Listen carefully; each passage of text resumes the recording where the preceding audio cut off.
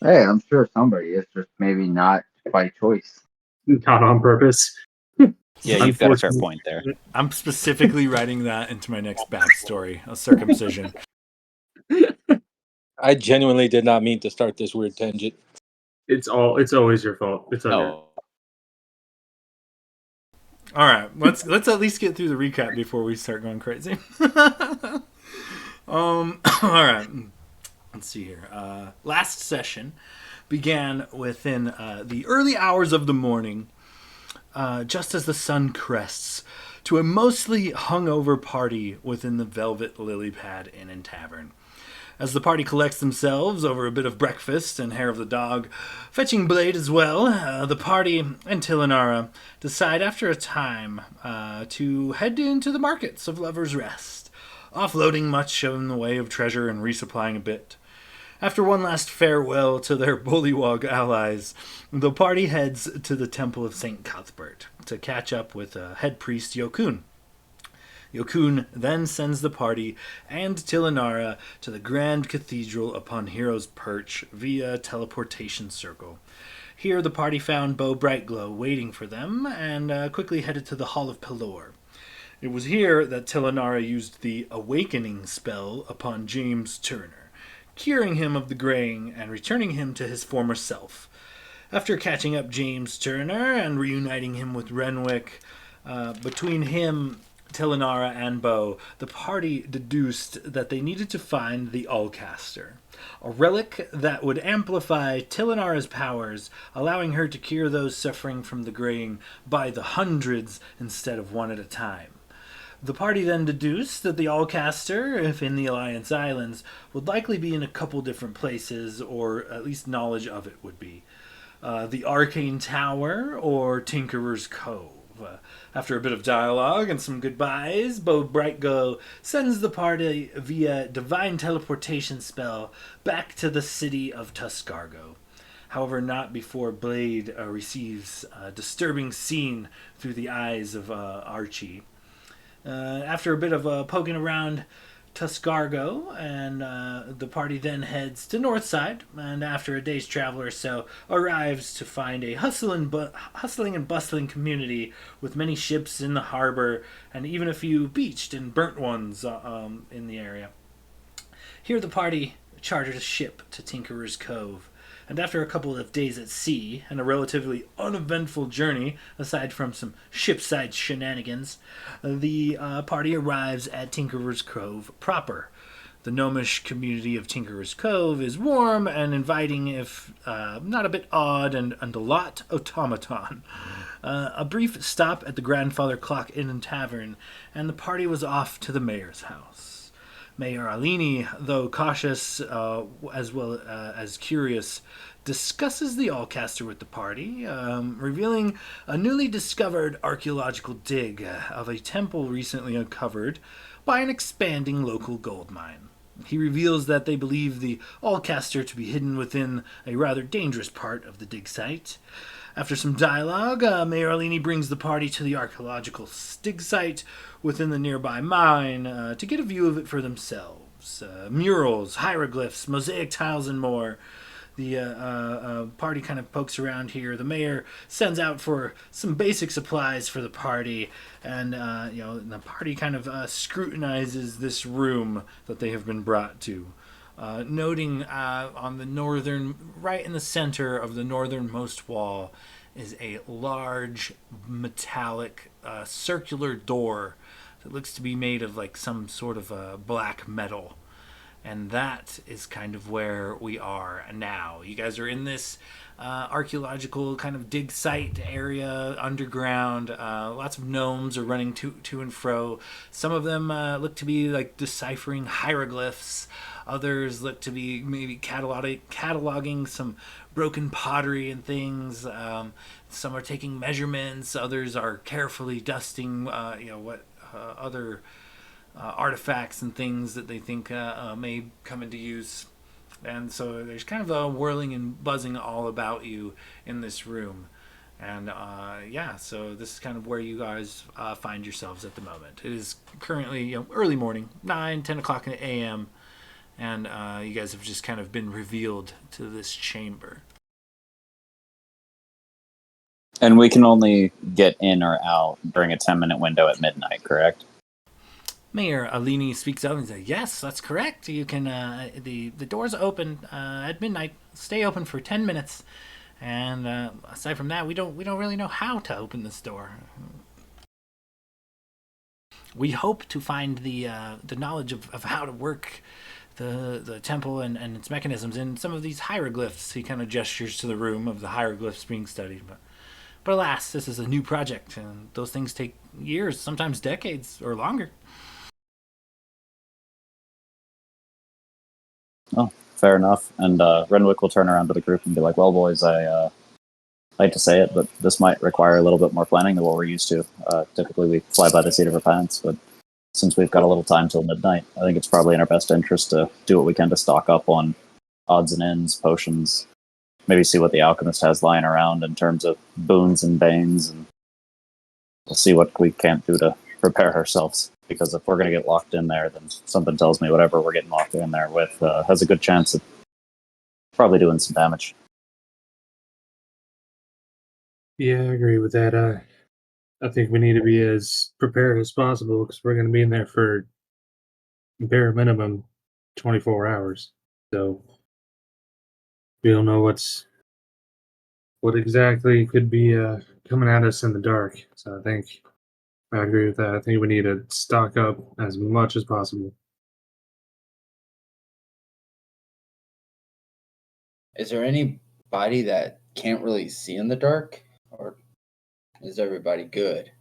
I mean, I know I can see the best, but Blade points at Renwick. Yeah, the big guy with the tentacles told me that once I get a little bit stronger, I could probably have the ability to see in the dark. But until then, I've got to find other means. So I'm hoping to find myself Maybe. a set of goggles in the marketplace. In the meantime, if I'm not mistaken, can't you comprehend languages? Maybe you should spend some time down here going over these hieroglyphs, see if you can't give us a leg up, and send me with a shopping list. I'll pick whatever you're looking for.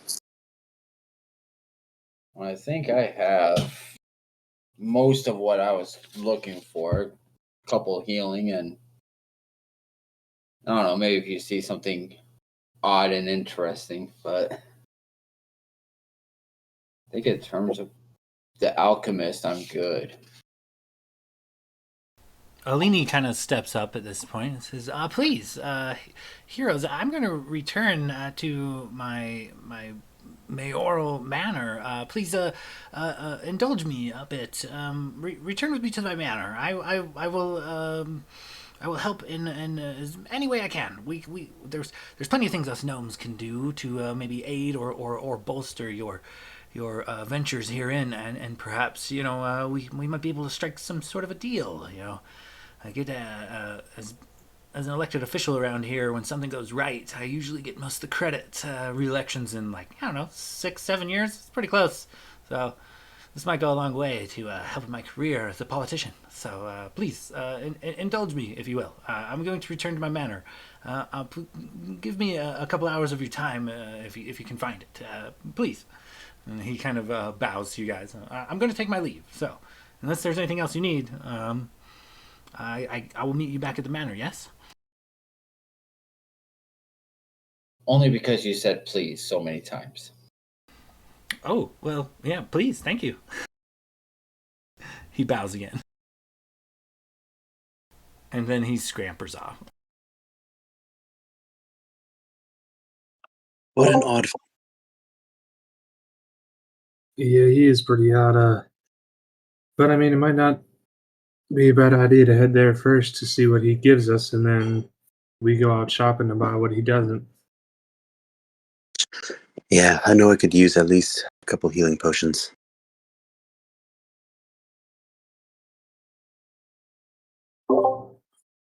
Right, so would we say goodbye to the mayor and then immediately start following behind him?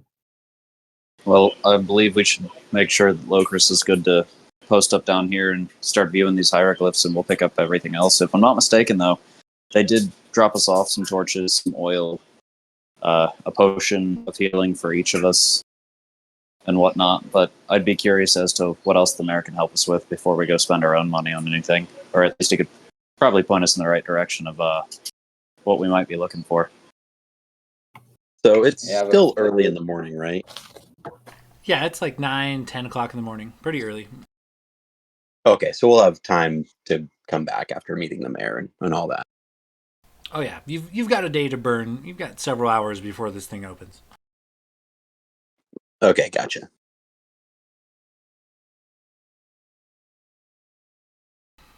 So, as the gnomes kind of hustle and bustle around you all, kind of dusting and cleaning and cataloging and deciphering, what do you guys do from here?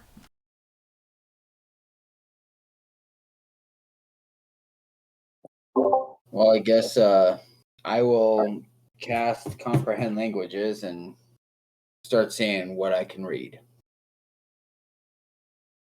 Okay, so the entirety of this whole room is bathed, aside from a few pictures, a few like large painted murals on the walls, it is all hieroglyphs. And as you kind of cast comprehend languages, go ahead and give me an investigation check.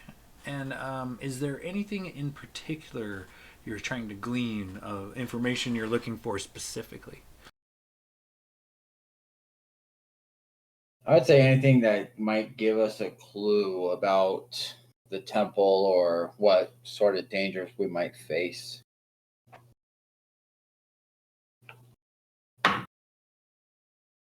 And that's a natural 20 to start for a total of 23. Oh wow! All right. Well, off to a good start. All right. There is hope, you know.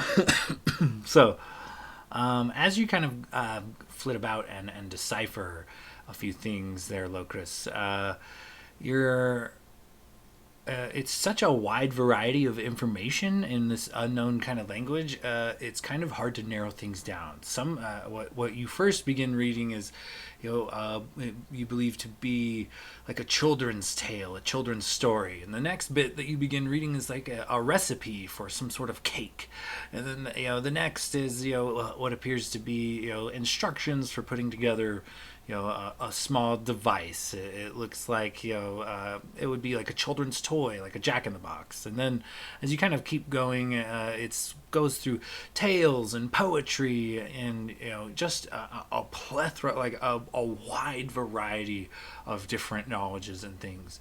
But you do come across what appear to be these runes are specific to the murals in the wall, the paintings. One of these paintings, it depicts this. All three of them tell a story, and so the first mural you go to, you manage to glean that. In this picture, there is a pool of water, and there are a bunch of statues surrounding this pool.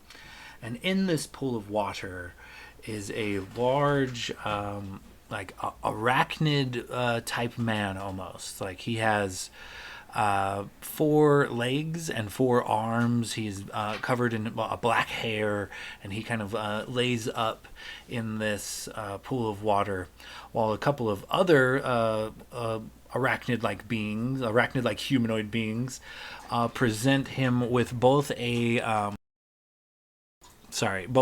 trident and a looks to be like a cloak. And you can get from what this information is, you gather that this is like a high-ranking individual, perhaps even a king or a noble.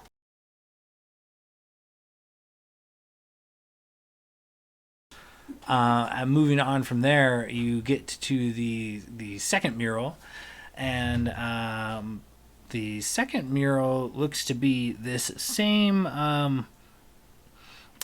individual, this like king, this royal individual, this higher esteemed person in their clan of some kind, and he's wearing a cloak and wielding a trident and doing battle with this like a massive giant. He looks to be thrusting this trident into the side of the giant, and the giant looks to be falling from like its perch on this cloud and dropping a couple of items. One looks like a flesh colored egg, and the other looks to be like a crystal ball.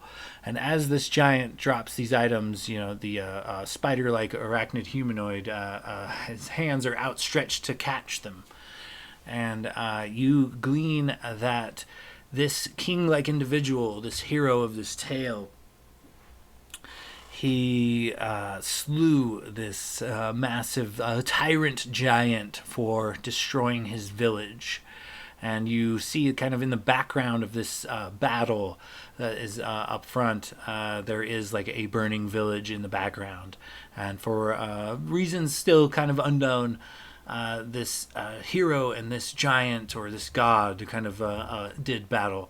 And in doing so, the god, in slaying the god, the hero came upon a couple of items.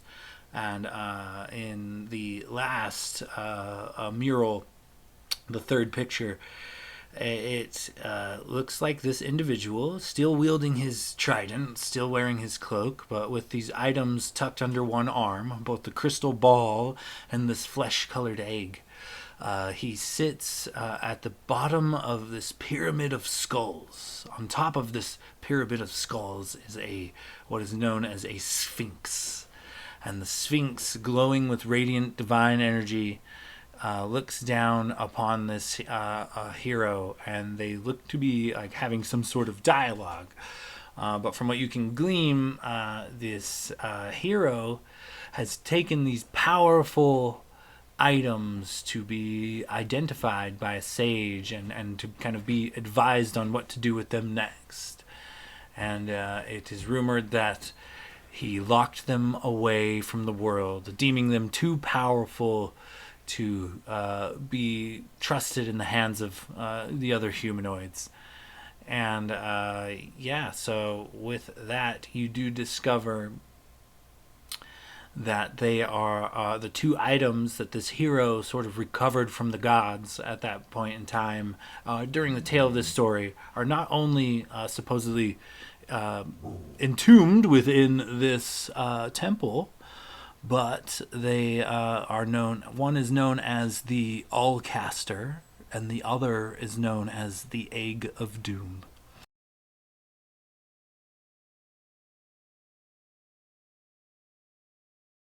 Noted. That was a huge lore dump, but that's what you get with a nat 20 up front.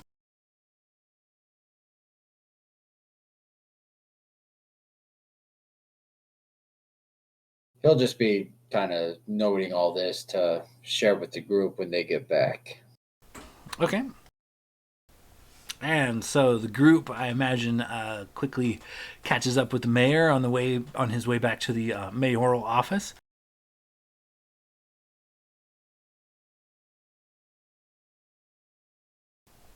And so as you guys kind of approach, once again, the two gnomish guards in this full plate armor that looks to be made of the carapace of some like beetle-like creature, they greet you and open the door. And as you guys kind of enter, the mayor himself is sitting at the desk where you had goes and sits at the desk where you had caught up with him before.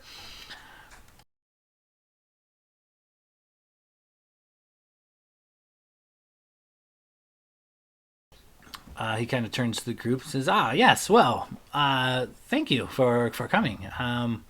He turns to the door and he calls out, Alfie, I'm going to need you in here. Come on in, please.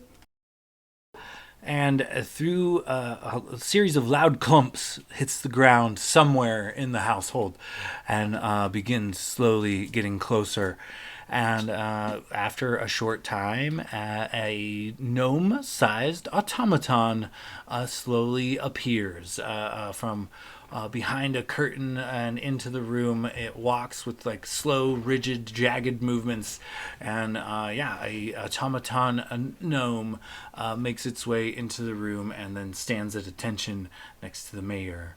And the mayor turns to him and says, "Well, I need you to go get Garfalo. Go get Garfalo and bring him here, please." The automaton gnome gives him like a salute, and then in a rigid kind of jerky motions starts beginning walking towards the door, all the while chanting Garfalo, fetching Garfalo, fetching Garfalo, all the way out the door, and you hear it like slowly leave the premises. And he turns to the party and says, "Well, as the mayor, I have a few things I need to tend to. Leaving a paper trail of greatness is good for us politician types. So, if I may be so bold as to negotiate a few things with your the sands of justice, as it were." He kind of gestures to you guys to enter the room and sit and make yourself comfortable. He calls out to what you presume to be his wife, "Mrs., can you make the things with the little biscuits? We've got guests, and put the tea on." And you hear somebody call back, "Oh, right away, sweetie." And he kind of turns his attention back to you.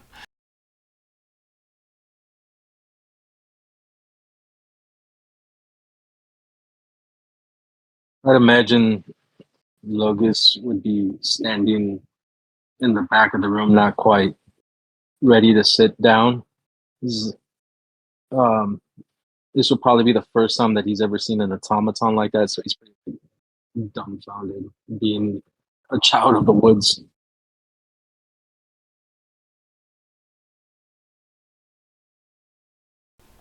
And you would notice, Logos, just kind of with your passive, that the mayor seems to also have a cat and a small bird flittering around in this room that are his pets.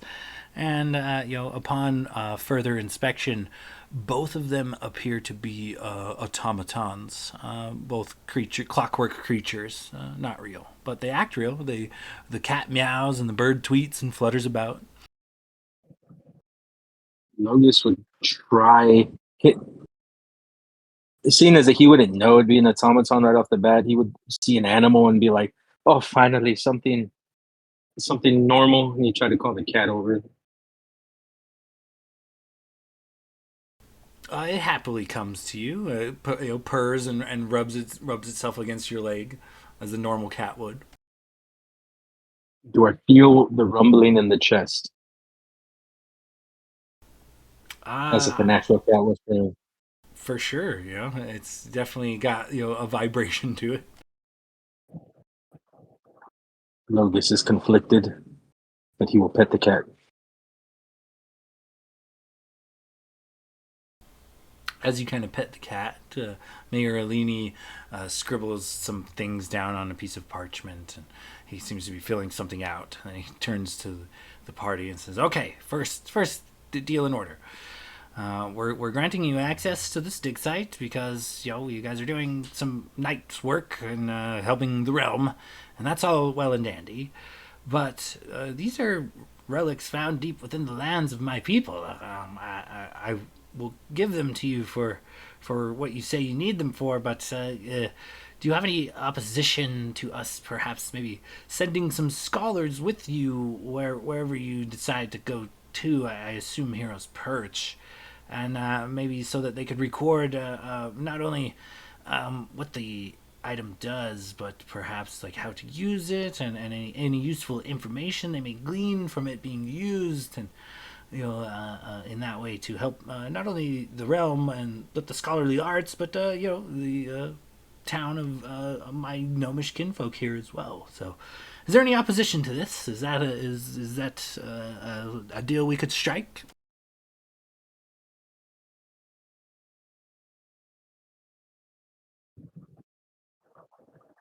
Uh, can we confer as a group for a second? Certainly. Okay, guys, side huddle, side huddle. So, Blade here, Renwick, what do we think, Blade?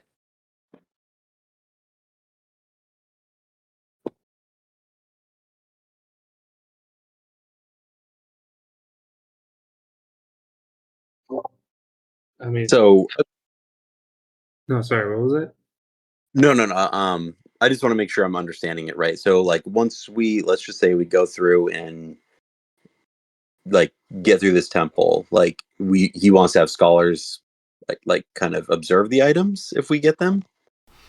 The Allcaster specifically, I would like to send scholars with you to accompany the item to wherever you may use it. I assume if you need to use it for days, weeks, months, even years, that would be fine. But I would like to send scholars to catalog and research the item and its uses for the betterment of all of the Alliance Islands. But such a find might help boost my popularity a bit amongst my people, keep me in office for another decade or two. Well, what do you think? Is that a fair trade? Do you think that's something we can work out in the name of bettering gnomish kind and really all humanoids in the Alliance Islands? Blade's gonna I be feel like like, he's. give us one Oh, sorry. back to the group into the huddle. Sorry, what were you gonna say? I was just gonna say, all things considered, I feel like for a politician, he's been pretty forward with his telling us that. He's really just doing this for the advancement of his political career. So, in a weird way, he seems kind of legit. And as far as I'm concerned, as long as he's not trying to take it from us, if he wants to send people to study it, I don't really give a fuck as long as we clear this terrain. I don't know what you boys think. Well, my concern is we are a bit more experienced in these kind of combatical situations.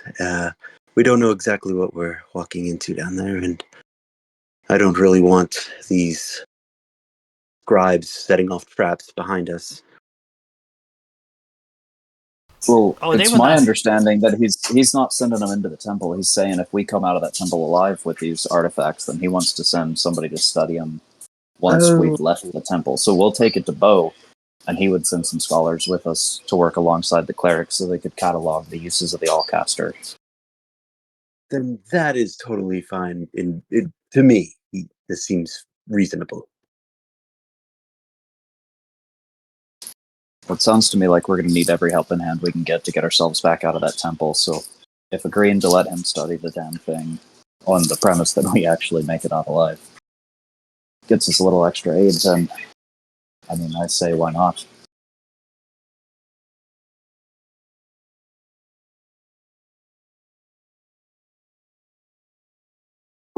Yeah, I don't have a problem with it. As long as he's helping us get it out. Seems like a fair trade for him to be able to check it out once we get it out. If anything, it very well could foster a solid relationship between Bo and the church and the gnomes themselves. Could sort of strengthen those ties there. So, if you boys are fine with it, I think I'm fine with it. I'm definitely fine with it.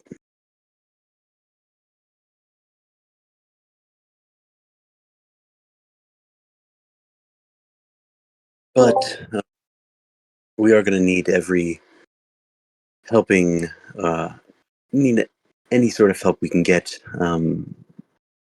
Is there anything perhaps that you can give us or something that might be useful on this trek of ours? We could be walking into what seems to be a death trap.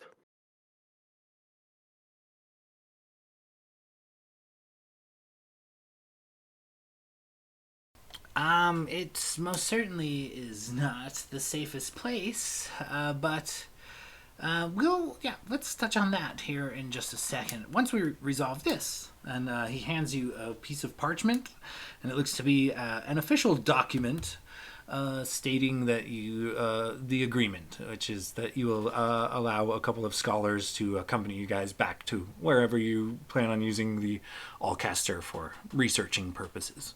It looks like it's all filled out, stamped, and signed, but there is looks like a spot for you or the party to sign as well.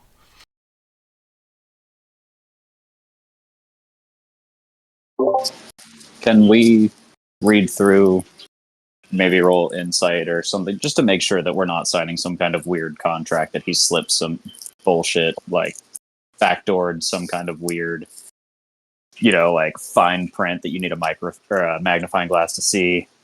Yeah, we thing. want to read the fine print. Right. For sure, yeah. Go ahead and give me some insight checks. Or maybe if there's like any magical properties to this contract. Okay, so instead of insight for you, how about Arcana? All right. I'd like Logos to wrote do a Arcana 17. as well, if you don't mind. Logos wrote a Certainly. 17 Okay. for insight.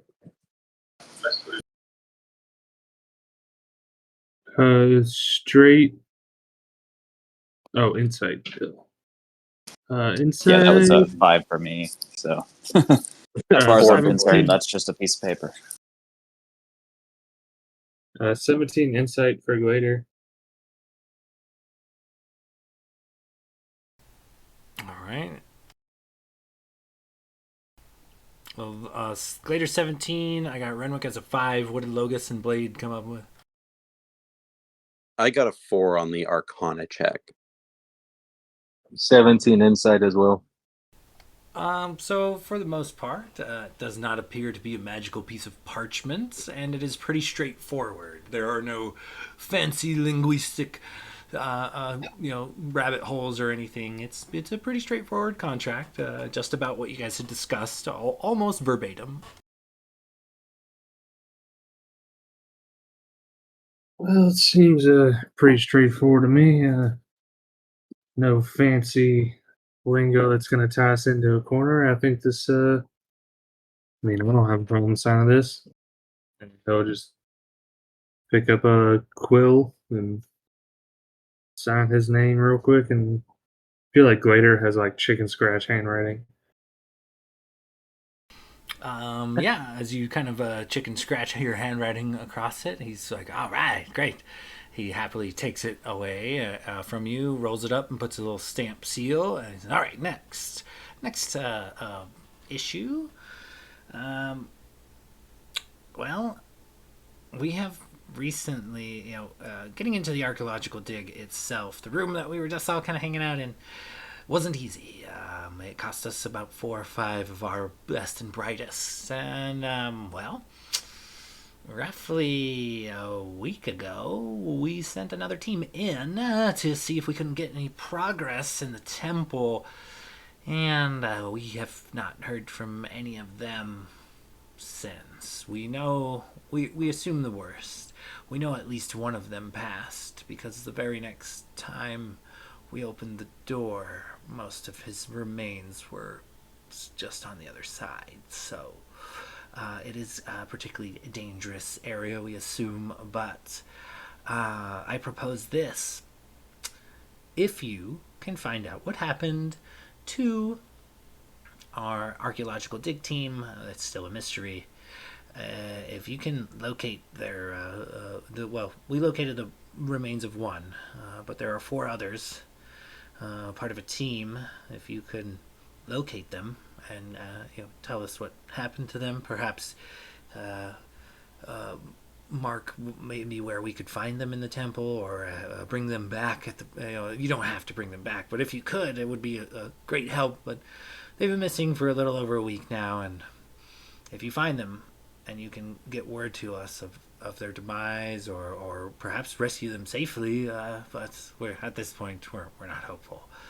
But anyway, do this for us, and I will grant you the writ you had been talking about earlier. I will allow our Tinkerers Guild to sell you more than your average equipment. If you have the gold to buy, we will allow you to buy some of our tinkered goods, and This includes things like perhaps automatons or the various crafted weaponry unique to my gnomish people.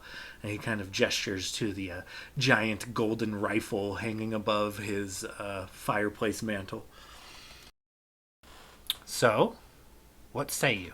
Can you find my missing team? And is it worth a writ to perhaps purchase some technological wonders you will not get anywhere else, I promise. Only here in Tinkerer's Cove.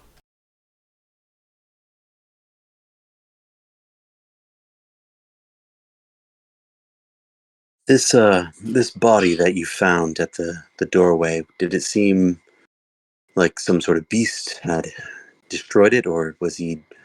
What did the remains look like? Do you remember? Feet. Just feet. Hi. Yes, you'll see it when we open the door. We left the feet there because, well, that was the only thing left aside from a bit of ash. But conveniently enough, they're a good marker, and the feet happen to be placed on a tile that seems to reset itself every time the door opens. The tile will slightly raise and then depress again due to the weight of the boots, and it definitely triggers a trap. Flamethrowers shoot from the walls and the ceiling, and yeah, the feet are little more than charred nubs at this point. Okay, so fire. Immediately right when we walk in. Alright, well, I mean, I don't know about you guys, but it seems like a fair trade to me. Uh, Now, that's not counting the supplies we're hoping to be provided with at at the very least, a discounted rate going in there, Right. because as you said yourself, even stepping in the front door is very dangerous territory. So, maybe nice little mayoral discount on some supplies might make it a little bit easier for us to get this artifact that you so desperately want to study. And your uh, research team and your guaranteed election next term. I feel like it's a pretty low cost trade on your part for all the things that you're going to be getting if we succeed. That does sound pretty fair. I mean, it seems like you're giving us some run of the mill equipment in exchange for really nothing out of your pocket. And even if we do come back, it sounds like you're giving us the ability to spend our money here. But I'm not seeing much of a monetary gain, which is not the worst thing in the world, but just something to be aware of. And given that you've already sent people down there, and they've clearly been barbecued or otherwise eviscerated, I think you're sending us into a particularly dangerous situation, and you're aware of that. And, well, quite frankly, my friends and I have been through a few of those, and we don't like to be taken advantage of. Agreed. Well, all right. Well, we'll address those issues as well. But back to the issue at hand. My missing colleagues. Is it worth a writ to purchase our technology or to investigate for us, or no? Well, I think that's perfectly reasonable. I mean, if we're going down into the temple anyway, we're more than happy to keep an eye out for your people in exchange for access to some more exclusive goods when we come out on the other side. He quickly kind of writes up another like official looking document. He signs and stamps it with his seal, and then slides it back across the desk to you guys. Once again, another document that needs some sort of signature. If you'll excuse me, I'd like to have our lawyer look over this, and then he'll turn around and just hand it to Blade. Okay. All right. Take a look through it, and yeah, I mean, it makes sense. Yeah, I mean, may as well, while we're down there, check things out, and if we find some of your colleagues, well, I think it might be worth it to have this access to some of your technology around here. And can I once again do another Arcana check on this one? Absolutely. Go ahead and give me an Arcana check. Can Glader kind of peek over his shoulder and just kind of like glance over the text and do like a make sure there's no the same as before, just no like underlying fine print as he's magically investigating? For sure. If you want to roll an insight check. 17 on that Arcana check. With a 17, this does not appear to be magical in any way. 13 insight. It's a little bit longer of a contract, but it's pretty concise and to the point. There's no like loopholes or long legal jargon that's confusing. It's pretty straightforward. What did he add to it? It is just a contract stating that should you find the remains of his missing team, that he has pledged to grant you a writ allowing the Sands of Justice access to the technology available on the island. Oh, okay, sorry. I thought he added something to it, so I was just looking it over again. If it was the same thing, then Glader's still on board. Blade will kind of look to the rest of the party and be like, this seems all fair. You good if I sign it? Well, I mean, I technically already signed it, so at least I'm in. Oh, he took the parchment you signed and has already like sealed it and put it away and has written a new document. All right, well, yeah. I mean, I think it's a fair trade. We're getting, as long as we get a proper preparation and ample reward or some sort of benefits after delivering your request, then sounds like a fair trade to me. And I agree. And so Blade is going to write a really fancy, just like BS on there. Okay, yeah. He happily lets you sign it and then takes the parchment, kind of rolls it up and stamps it with his seal and says, okay, a lot to talk about, getting paid, so let's talk about that aspect for a minute.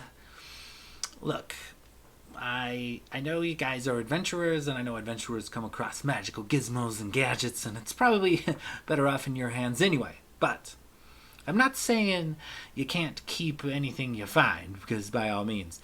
I'm just saying, if you would be kind enough to alert us to anything you find, magical or mundane, so that we may catalog it for our historical records, that would be a help. And farther than that, we'll go one further. If you find treasures or trinkets you do want to part with within this dig sites, it is more than just their weight of the precious metals and gems upon them to my people. These are things of historical significance. We would be willing to offer you the following deal. We'll offer you 100 gold coins for any item that you allow us to catalog. You may keep these items, but we wish to catalog them. It will only take a few moments with a few scribes, maybe a few measurements or a quick sketch or two. But alas, we will pay you 100 gold pieces for every item you remove from this archaeological site that you allow us to catalog. Furthermore, should you find items or treasures within that you would be willing to part with, like I said, they are worth more than the weight of the silvers, golds, and platinums, maybe gems or diamonds or other treasures of various size, shape, and value. It's worth more than the treasure itself to us. It's got a historical significance here. We want to study everything we can. So we will be prepared to offer you, we'll call it, what, 10% over value of anything you can manage to pull out of this archaeological site that you wish to part with, be it item, treasure, or something of the like. Is this fair? He slides yet a third piece of parchment. This one a bit more detailed than the last two. Well, if I might be so inclined, just given the risks that my friends and I will be taking, and naturally every piece of equipment, and potion, and ration that we'll be using to get in and out of this temple, I say you strike that 10% out, you mark that 20%, and I think you've got yourself a deal. Ooh, give me a persuasion check.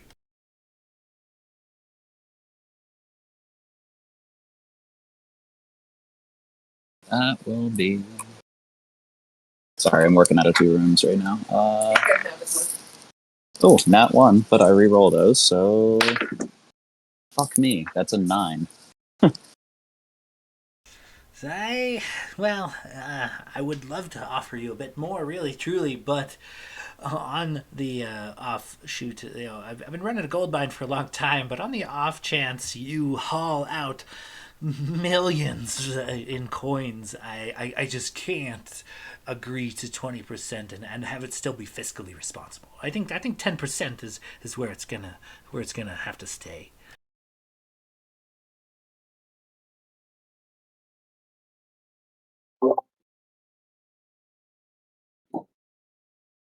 Well, suppose that's fine. Yeah, it's still markup at least, and it's a reward at some point. So, yeah. So is this terms acceptable as he pushes the parchment across the table to you guys?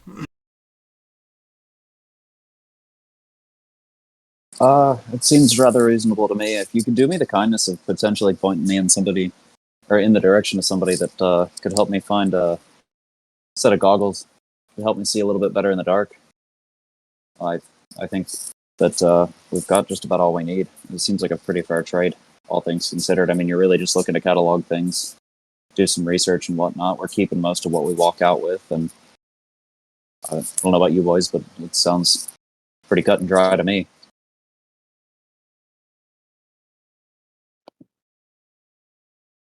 Yeah, I'm fine with it.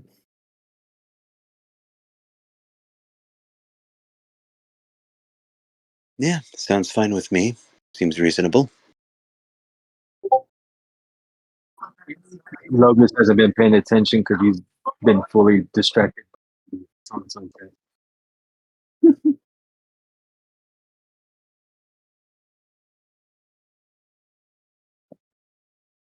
Is I guess Glader would sign that last contract, and then and kind of reinforce like, yeah, like, we're definitely looking for alchemists and supplies shops of the sort, anything that could give us the things we need for a potentially dangerous venture. And as you kind of say that, you hear the familiar whirl of like the buzz and the clomping as a gnomish automaton re-enters the room. And as it kind of steps forward, behind him is yet another gnome. This gnome looks to be wearing a sparkling, glittering gold robe, and his features are a bit different. He's clean shaven, and not just his beard, his head as well, perfectly bald. And this gnome's face and hands seem to be have many gold-colored runes covering them. Whether they're tattoos or face paint, you are unsure. But he enters the room, and does anybody in this room speak Gnomish?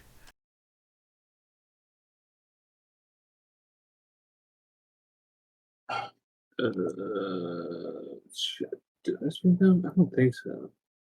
I got common, halfling and thieves can't. Yeah, I don't. We have Abyssal, Common, Draconic, Druidic, Elvish, Halfling, and Gnomish. Okay, so you speak Gnomish, yes, sure. Nah, I was just kidding. I wish I did. Oh. That's I can great. look You speak Gnomish? if you want. Okay, so this gnome dressed in gold enters the room behind this automaton, and he begins with a low bow, and he says something that the party doesn't really understand. And the mayor returns in kind, clearly speaking in some sort of gnomish, but the dialect and the language you guys just, it's foreign to you. You have no idea what they're talking about. And a little bit of back and forth. And this golden gnome looks over the party, and he just kind of shakes his head, and he looks to Renwick and shakes his head, and looks to Logos and shakes his head, looks over Blade and shakes his head, and then he pauses on Gladier.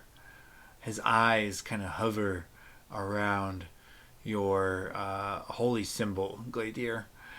And he looks back and begins speaking in this foreign dialect with the mayor for a bit longer. Him and the mayor seem to have come to some sort of understanding. And the gnome in gold nods, and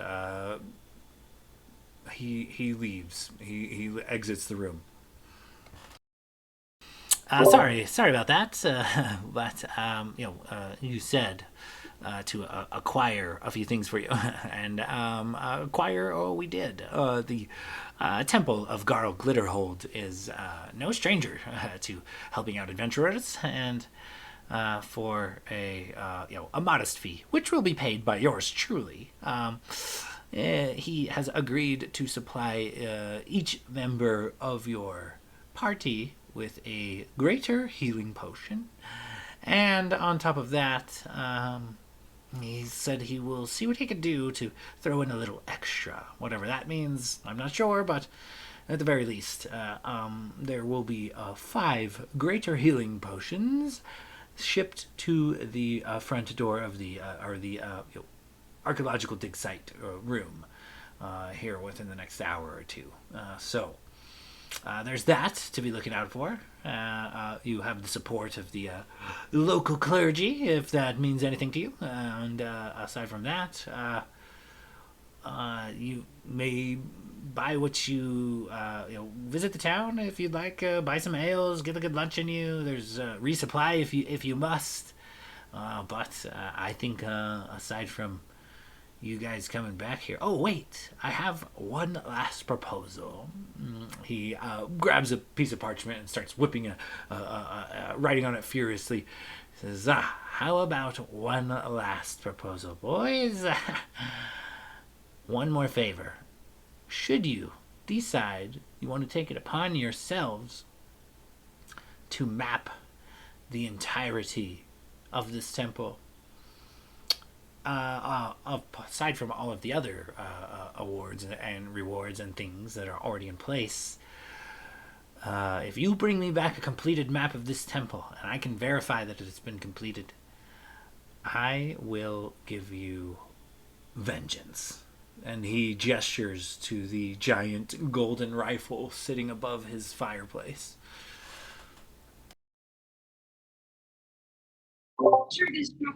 Would you allow me to backtrack for a second? Because I would have wanted to throw in an insight out there when that dude was just eyeballing us. Insight check on the gnome, the gold gnome. Yeah, the one that was just kind of shaking his head and eyeballing us. Yeah, give me an insight check.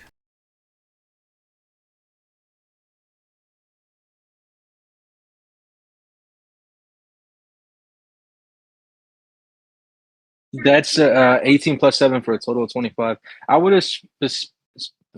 Is he shaking his head as like nodding towards us, or is he like shaking his head like disappointed? And specifically, if I could, would have tried to like look at his body language when he was staring down Gladier. With a 25, you read him pretty well. He wasn't trying to be deceptive or anything.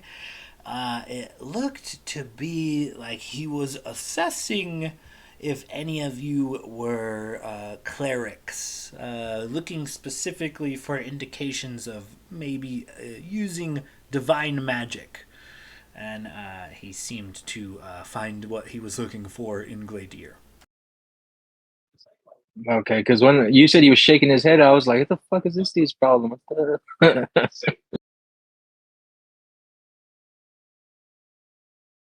That's it. Okay, cool. Thanks. No worries. So the mayor kind of turns to you. You think it's worth it? Do you think you got what it takes to map the whole thing? I mean, this vengeance is not only one of the pieces of technology, but a particularly potent one we have here on the island. I don't know. I think Logos could potentially do a whole lot of damage with that thing up there. This might be something we want to try and do, fellas. I mean, it might not be the smartest thing to give the pyromaniac a firearm, but at the same time, I do like to see what happens when he gets toys. Considering people literally are dropping as they step foot in the cave, sounds like we need all the help we can get in there. I don't think we're getting it till we get out. But you said this is something better than the other firearms lying around, which means you've got other firearms lying around. We can't take vengeance, but would you send us with anything else? Well, I mean, I might be able to procure those goggles you're looking for, but essentially, perhaps if you complete a task or two, I believe the rifles, as they are part of the technological goods, you will have access to. Should you have that writ we were talking about earlier? That sounds fair enough. I mean, you can't blame us for trying. And he'll wink at him and... Well, I don't. Also, I would hate to equip you with anything I would have to go back and fetch. Should you not come out, it would be quite bothersome to lose more resources. I can't argue with that logic. I mean, no sense in tossing something down there that you're not going to be able to go get back yourself. After all, you are sending in us instead.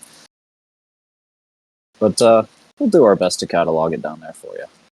My friends and I have a tendency of snooping around quite a bit, so I'm sure we'll get every nook and cranny on paper. Excellent. Then sign here, please, and slides you the last piece of parchment. Now, to be clear, before we sign this, there's nothing bad that happens. Essentially, if we are able to catalog it, then you would have first rights to the map itself. That's all we're speaking of. Correct. If you can bring me a completed map of what is in that temple, all the nooks and crannies, wouldn't mind knowing where all the traps are at either. That'd be pretty helpful. So you're saying you'll pay extra if we're able to catalog the traps as well? If you can just map out the dungeon as best as you are able, and it is a complete and solid map, I will part with vengeance.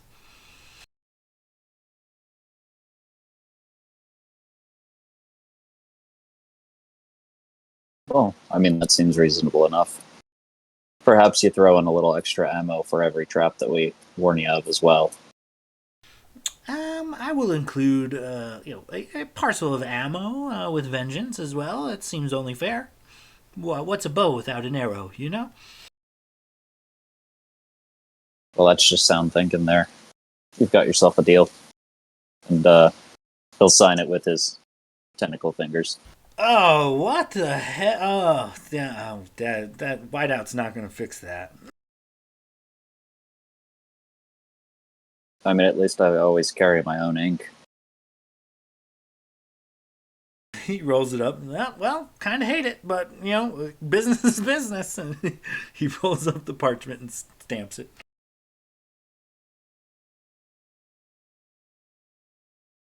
Wow. By my reckoning, you have several hours before midnight. please do whatever rituals you may, and you have my blessing. I hope to hear from you soon. Please come back in one piece. We'd really appreciate it.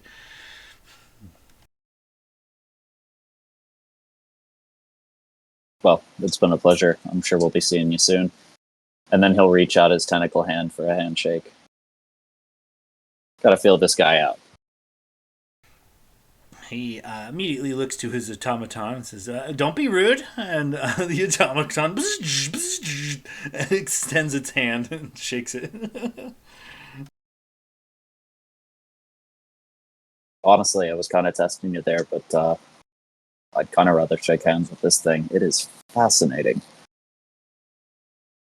Robot butlers, they're pretty great. Also, something that you may have access to be able to purchase should you have a writ.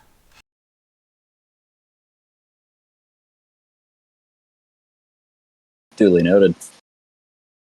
And he turns around to the party and says, "Start thinking of names, boys. We're gonna get ourselves a companion." Maybe we could name him Teddy. You know, I was literally just thinking that, and I didn't want to say it because I know that name just brings a fury. But if we had a robot butler named Teddy, now that right there's the ultimate irony. Teddy maybe 2.0.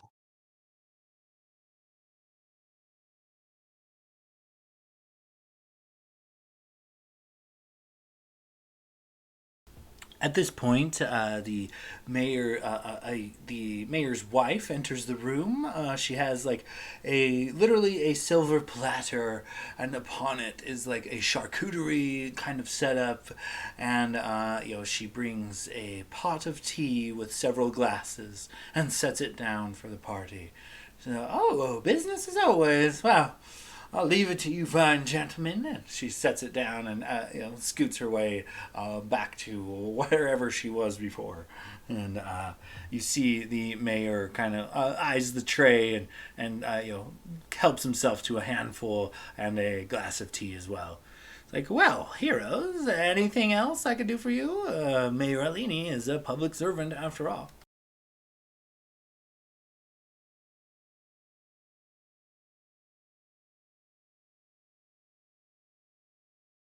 I think if you could point us in the direction of an alchemist, I just wanted to make a quick pit stop before we head back. Do you boys have anything on your shopping lists? No, maybe just another potion or two. Yeah, I was actually looking for something as well to help me, see in this dark, other than a torch. So I might go wandering around the marketplace to see if I can find something.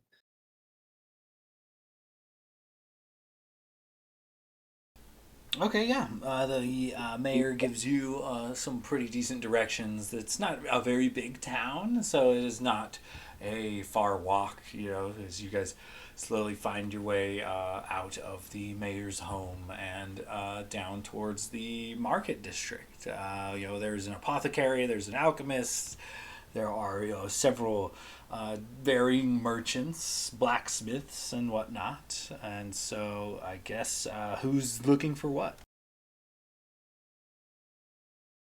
I'm Oh, sorry. Go ahead.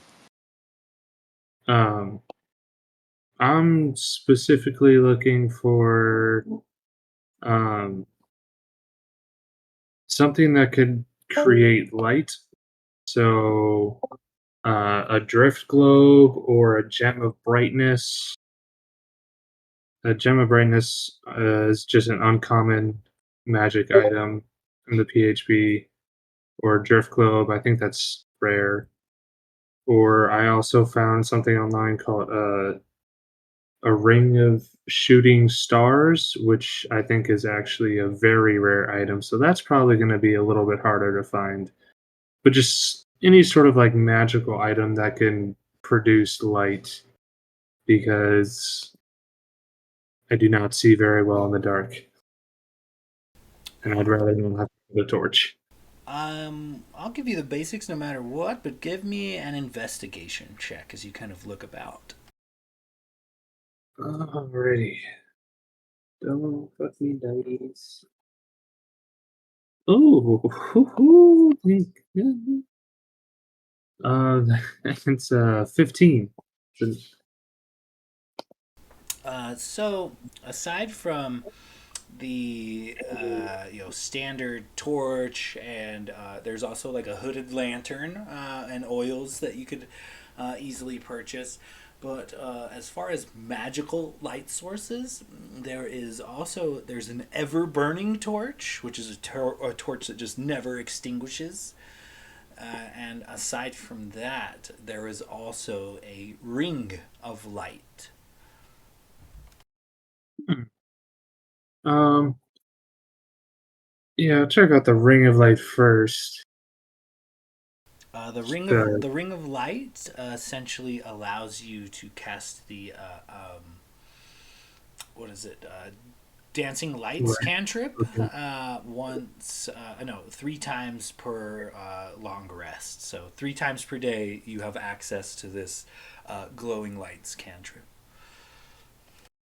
Okay, I think those only last a minute. I think you're right. Yeah. Um. All right. I'd probably just ask the. Don't want to take up too much time, but kind of just generally ask: does it have to be attuned? Like, do I have to pay close attention to this object for a long period of time, and really attune to it, for lack of a better term? Unfortunately, you will have to attune to the item as the spell erupts from the ring upon a command word, and in order to give the ring the command word, you would have to attune to it. Okay. I think finding that out, he'd probably just buy. Uh, excuse me, sir. How much are these, sir or madam? How much are these ever burning torches? How much is that going to run me? 200 gold pieces for a big guy like you. I mean, 195. How about that? 195. All right. Does he have more than one? Yeah, he's got. Let me roll a dice here. He has 6 available. I'll buy 2. Yes. Excellent. They never go out, and they're never super dark. Good choice. Good choice, adventurer. So 195 times 2, that's 390. Now I'll pass him over the 390 gold. Move. Yeah, Maybe and Blade will lean over his shoulder and be like, "Oh, I mean, we are going into the temple. Maybe you can give us a little bit of a discount." Ooh, go ahead and give me a persuasion check there, Blade.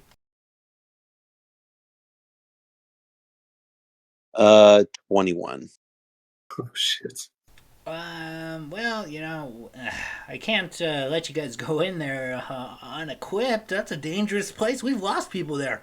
I tell you what, 250 for the pair. Oh shit. Yeah, thank you so much, Rob. We appreciate that greatly. This is definitely gonna help us stay alive and find some good stuff to bring back to you guys. Hey, stay safe, and repeat customers. It's how we stay in business. So, like, don't die and stuff. I mean, for a price like that, can I snag 2 of those as well? You with them? Absolutely. Kind of hooks you up with a deal. 2 ever burning torches for 250 gold pieces. Sweet. And I'll give one to Blade and tuck one away myself.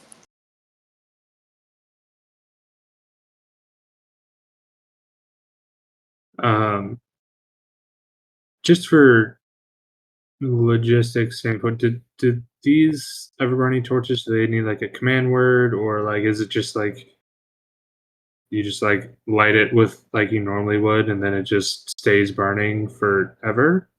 You bought it literally on fire. It's Oh, burning. It's it just burning as never- you've purchased it, and it just never goes out. It's like during a strong wind, or times of extreme cold, it may go down to as low as like a hot ember and only emit like a small glow, but it will be a hot ember and a small glow even like underwater, and as soon as it dries out, it will ignite. But they are ever burning torches, which they are just ever burning. They never turn off. So I imagine you have to kind of carry them almost across your back, like the Ninja Turtle Leonardo would have his swords in the X shape. You almost have to carry your Yeah. torches like that because they never really stop burning. So it's not like magical fire that doesn't hurt someone. It's like legitimate. It's just regular fire that just doesn't go out. Correct. He's just kind of like, oh shit, I didn't think this through. Why'd I get to? My friend, would you happen to have anything like a sort of cap or anything that we could do so that we could store these? As like it's kind of inconvenient to always. Something we could sheathe it in, perhaps. Well, we didn't really get that far, but yeah, they're kind of annoying sometimes. I wrapping them in a wet rag usually will do the trick, but yeah, I wouldn't let the re-wet the rag after a couple of days. If you let the torch breathe, it will come back to life. Well, that seems reasonable. Wet rags it is, boys. That's not bad. All right. Well, we appreciate your business, and maybe we'll see you later. We'll definitely come back if we are alive in a day or two. Good travels. He kind of smiles and waves.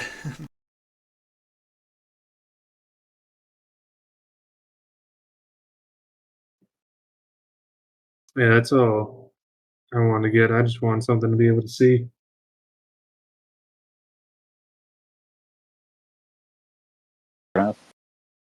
Uh, I just wanted to swing by. If there's like I don't know, like somebody who specializes in archery, like a Fletcher or anything, and then I just wanted to swing through and see if there's any sort of special potions available at the Alchemist. Just anything that might pop up. So the Alchemist has a lot of spell components and supplies and things. They have various salves and whatnot.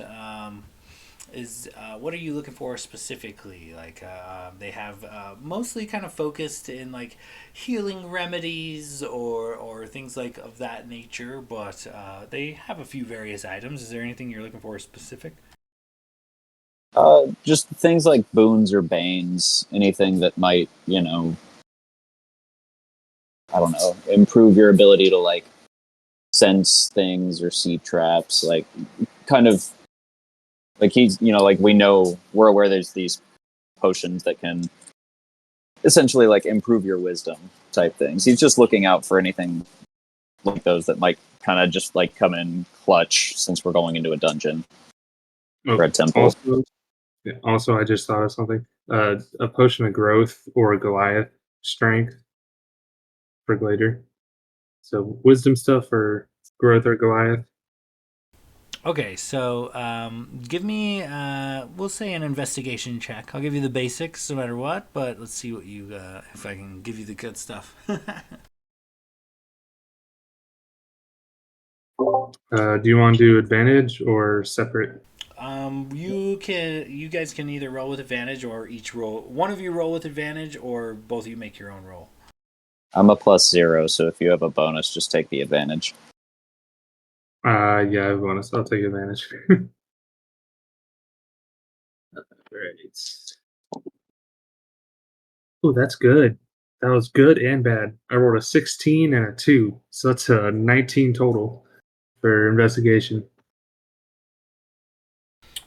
As you're digging around this like alchemist, apothecary, and whatnot, you do come across a handful of potions. Of the most common potion in stock is the standard healing potion, coming in at about 50 gold pieces, and he has a dozen of them for sale.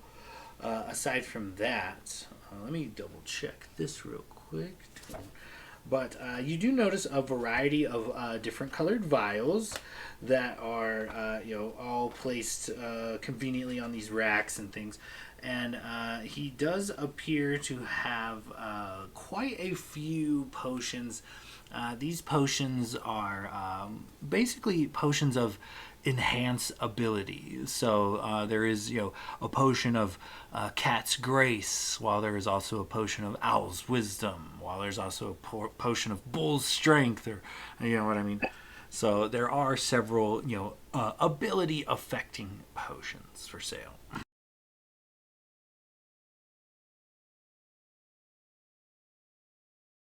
All right. Blade, there's a plethora of healing potions here. I know you wanted some, but I think I'm gonna grab a couple healing potions, and then the bull's strength. Does he just have a kind of like one of each, essentially?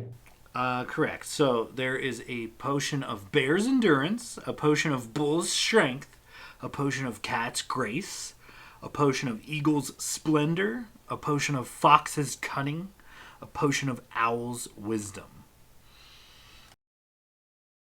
All right, yeah. I'll just grab the bull's strength and the bear. Is that Constitution? Correct. Constitution and temporary hit points. Okay, yeah, I'll take those two, and then two healing potions, and kind of like walk up to his front desk with an armful of potions. Be like, how much is this going to cost me? So an elderly woman dressed, kind of like a witch, a pointy hat, and a walking cane.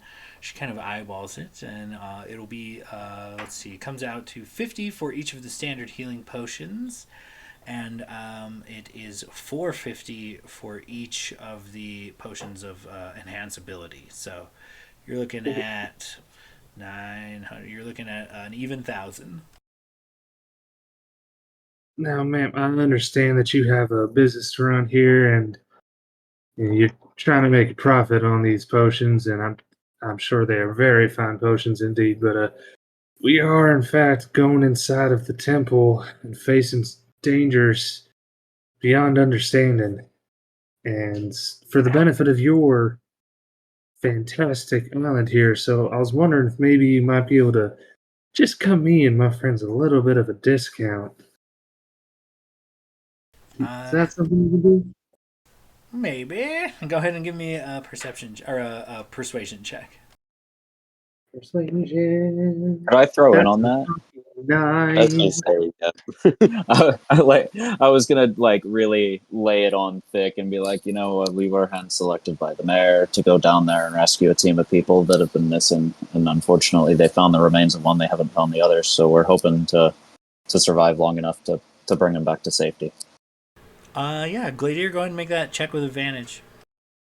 Oh, that's great. The best part is I'm proficient in persuasion. I just rolled dog shit. That's better. That's a 16. She looks concerned. Oh, that's not very safe. You young people, I don't quite understand you. And she drops the price by a couple hundred, so 800 for the lot. Okay, I'll take it.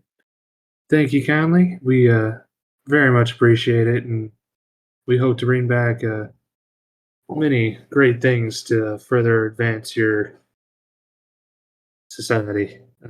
Thank you. Goodbye. Don't die in here. Goodbye. Well, if you're gonna offer that price for my friend here and his way with words, I assume that I'd be getting the same deal since I'm with him. If that's fine. And if that's the case, I'll take a potion of Cat's Grace and Fox's Cunning and 2 more healing potions as well. It's a deal, Sonny.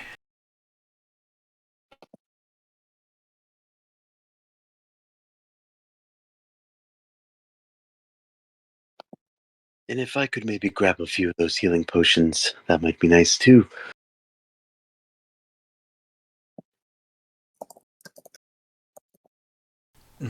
Yeah, they're 50 each, and she kind of turns to you and says, "If you're with them, buy two, get the third free." Well, that's quite generous. Thank you. It's a deal. And he'll slide the gold over.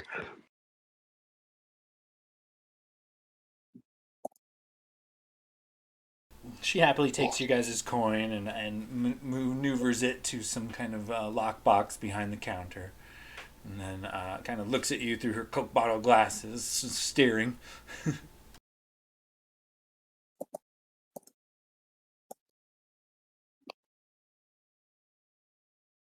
Well, I think that's all I needed. Were we supposed to get something for Locris? Did he? I think he would lack something of this sort, right?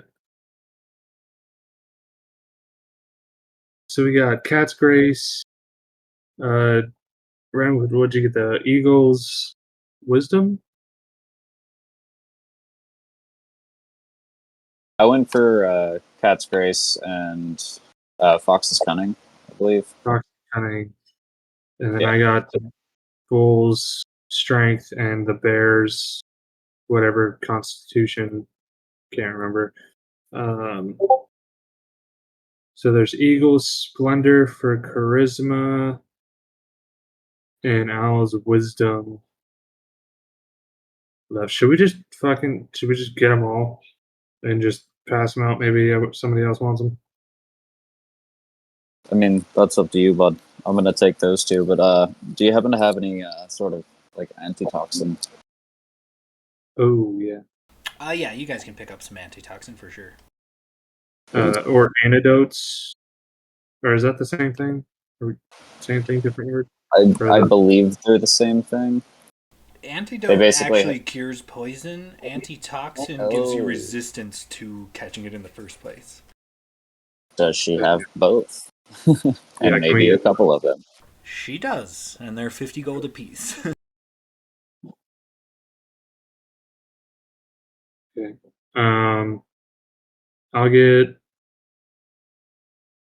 I'll get the antidotes. We can get one each if you get the antitoxins, one each.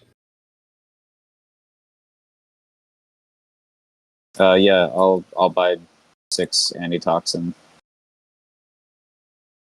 6 or 5? There's only 5. Or sorry, left. 5. For some reason I was thinking one extra.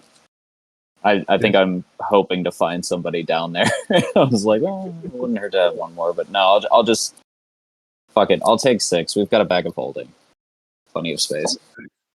All right. So you get so we're getting 5 antidotes, 5 antitoxins. So that's 250 gold each. We can just toss them all in the bag of holding, I guess. And then I think we also want to get like rations, like food and water rations, because we don't know how long we're going to be. If we miss the 10-minute window, we might be down there for more than a day. So.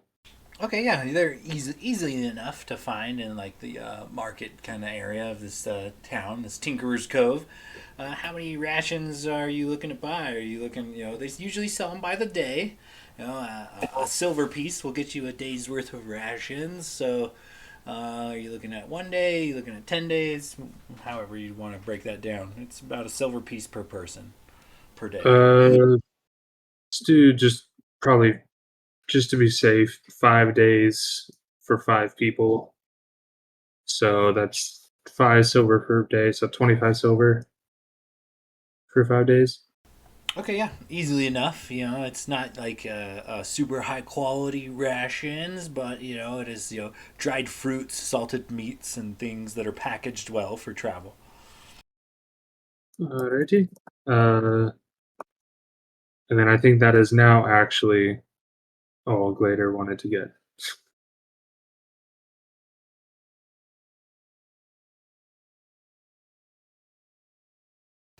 Okay. As the hustle and bustle of the market kind of happens around you, and the occasional tinkerer's toy or automaton kind of casually passes by. Is there anything else you guys need to do? Blade's gonna kind of look at the party and kind of maybe as we're walking back and ending our trip here, just kind of ponder and be like, um, does anybody have any way of actually telling what time it is while we're in there?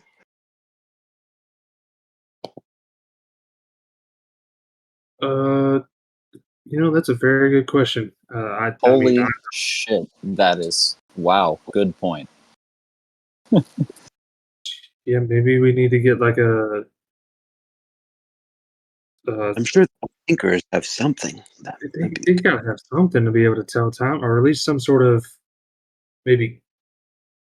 I mean, bare minimum, a candle that only burns for 12 hours, so we know when we gotta go back. But I'm sure they have something fancier than that.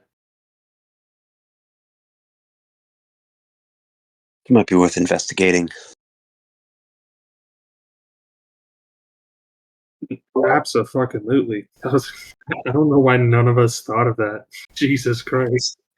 Okay, so as you guys kind of look around, there are a few things that they use to tell time. There's like some sundials and things, and there are they have candles of various thickness and viscosity of wax that burn down to a nub in various times. They have the 8-hour candle, the 10-hour candle, the 12-hour candle, all the way from 8 hours all the way up to like a full 24 hours. They also do have mechanical clockwork, believe it or not, clocks, things like a grandfather clock that will hold time quite well, even like pocket watch sized ones. However, these are things they are not allowed to sell to outsiders without the mayor's permission. But the candles and things are absolutely still up for grabs. Oh, That fucking bitch of a mayor won't even let us buy a watch. Alright, so, only problem is, what if we. What do we do? Do we just hold the candle the entire time we're walking around still down there, there? dude? Sorry, I disconnected for a second. Oh, yeah, no, you're good. So do we just, hold the candle? Or maybe I can just, like, heat up the very bottom of the candle and just stick it on my pauldron, and then we'll just constantly have the candle on my shoulder, letting us know. Sorry, I glitched out there for a second. I missed the last like 30 seconds. Say that again.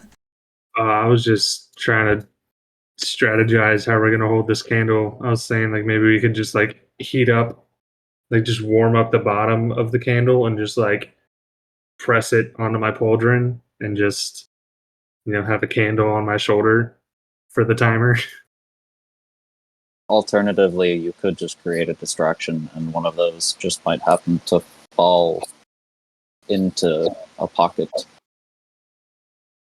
Well, I was gonna say, I mean, we are doing him a huge favor here, and it might be in our best interest to ask him, because if we aren't getting out of here or are there alive, or don't even know what time of day it is, it really hurts his chances of maybe finding discoveries. So it might be in his best interest to let us maybe borrow one of these instruments, even if we have to return it.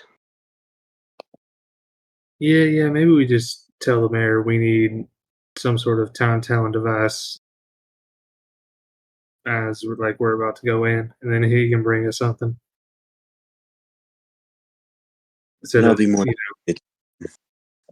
yeah, instead of robbing a place right before we're trying to help them, and then maybe we get thrown in jail, and then it's a whole deal. Oh, you boys take all the fun out of things. I guess you're right. We'll talk to the mayor, make sure he sends us with some sort of timepiece, but in the meanwhile, keep your fancy candle. And Also, let's get back and see what Lopers has to say. yeah, also maybe you just, and he does air quotes, lose the timepiece while we're inside the temple, and you just have a new watch, or whatever they call it. Pretty sure Glader's never seen a watch before. Are you suggesting thievery there, holy man? I'm just suggesting just rewards. That sounds like thievery, my friend. I think I heard Locust call my name, and he just runs off. And I think we're rubbing off on you. And he'll wink at Blade. Okay, so we make it back to Locust. Okay, Lotus, on your guys' way back, to the mine, we swing by the mayor's. Somebody give me a persuasion check real quick to talk the mayor out of a timepiece. Oh, I'd love to. I'd be Can I more help? than happy to try to offer advantage. I was gonna say, yeah, Yeah, I can sure. help too. We're all just like on our knees, like, please give us a watch. You guys make a compelling argument. I rolled a 12.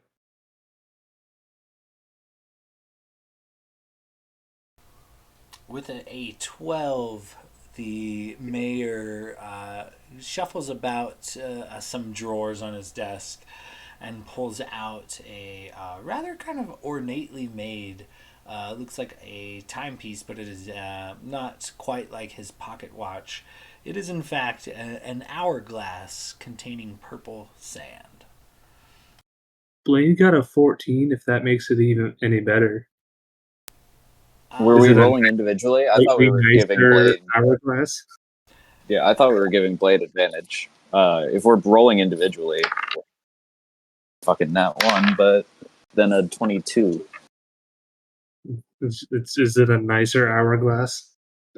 No, I'm gonna have to go with the first one on this. I was only expecting a single check, so Not bad, good. Your guys. shot is shot, and he was gifted the timepiece that is the hourglass. However, it does count up to the 24 hours in the day. So it's got little like nicks on the side that measure how many hours have gone by since.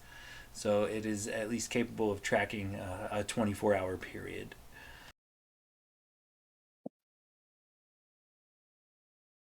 Well, this should be good enough, I would imagine.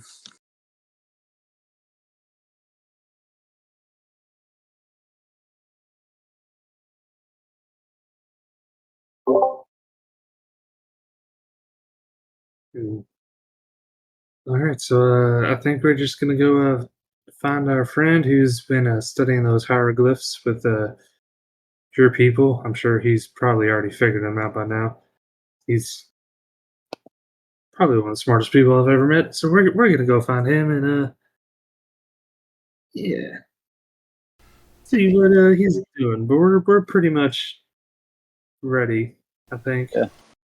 You know where to find us. If those goggles come in, if you don't mind sending them down to me, that'd be wonderful. I'd like to try them out, before I walk through the temple gates there. Alini will do what he can, and he goes out to filling out some more paperwork. Let's see here. As you guys kind of make your way back towards this mine, the mine is just a stone's throw outside of town. It's a quick walk. You enter and go down several floors until you come to this archaeological dig site, which is surprisingly well lit up. And, about a dozen gnomes and Locris are kind of, casually inspecting the walls and things as you guys kind of all reconvene in this room. And shortly after you all kind of come together, the golden gnome reappears. A short gnome, completely clean shaven, even his head, bald, and in this glittering, glowing kind of golden robe, and with all this kind of gold face paint all over his face and skull and head and neck and hands. And he has a rather large box, and he walks it over to you and presents it to Gladier. He hands it to you, and with a fist in one hand and the open hand together, this kind of robed individual bows to you deeply, and then turns to leave, saying nothing.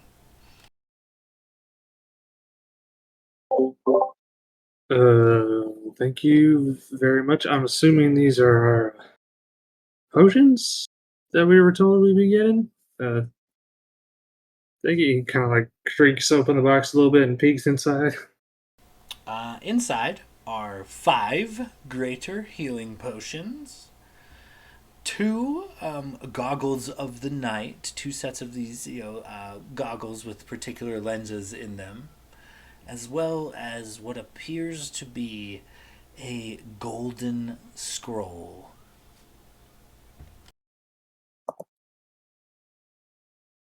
His eyes kind of widen a little bit in surprise and just kind of gestures for Renwick to come over and kind of like shows him the box.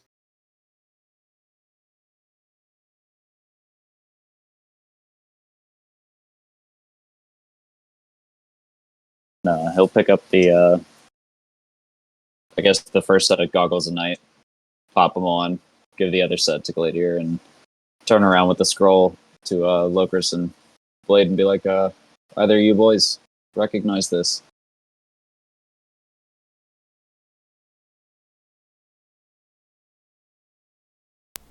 Go ahead and give me some Arcana checks.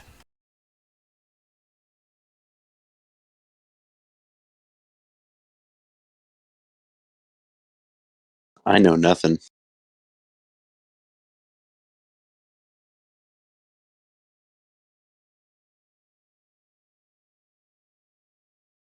All right, Locris, hook it up with an Arcana check as Renwick kind of gives you this golden scroll to inspect. So I assume I just walk up and with a dirty 20, just be able to say, "Oh, what you got?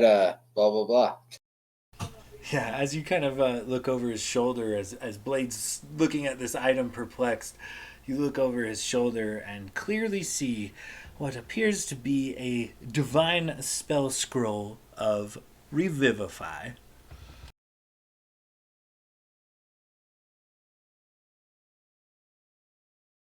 Oh, this dungeon's gonna suck.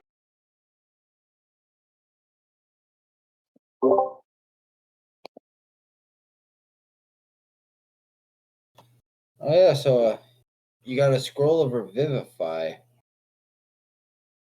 God, I hope we have to keep that for a long time. Oh, so you're expecting some real bad shit to go down if they're giving us this. All right. I guess I'll hold on to that.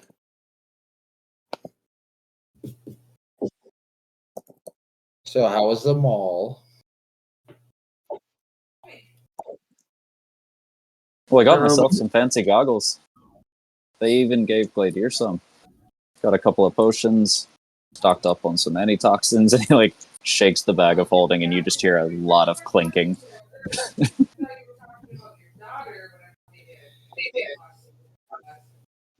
Well, did you at least get some whiskey or rum or? Oh fuck! The one thing we didn't buy, something to steady our nerves. Well, we did find Uh, something to time. You found what? Something to keep track of time with, which should be handy. Oh yeah, don't want to get stuck down there. And that 10-minute window, I mean, I'm hoping we'd be able to find a switch to open it from the other side. Living long enough, of course, but that might override that 10-minute window. Never hurts to But have a backup anyways, plan. it looks like we're going to be dealing with spider gods. So, there's that.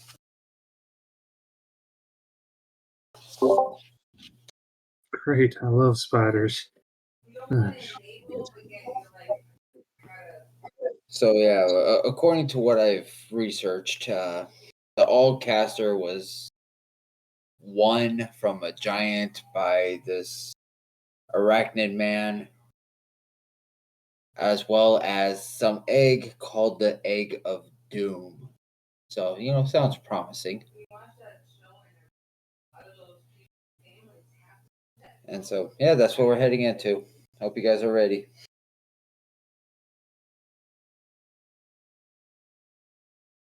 All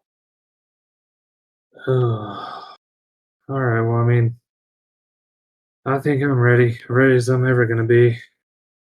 How about the rest of you guys?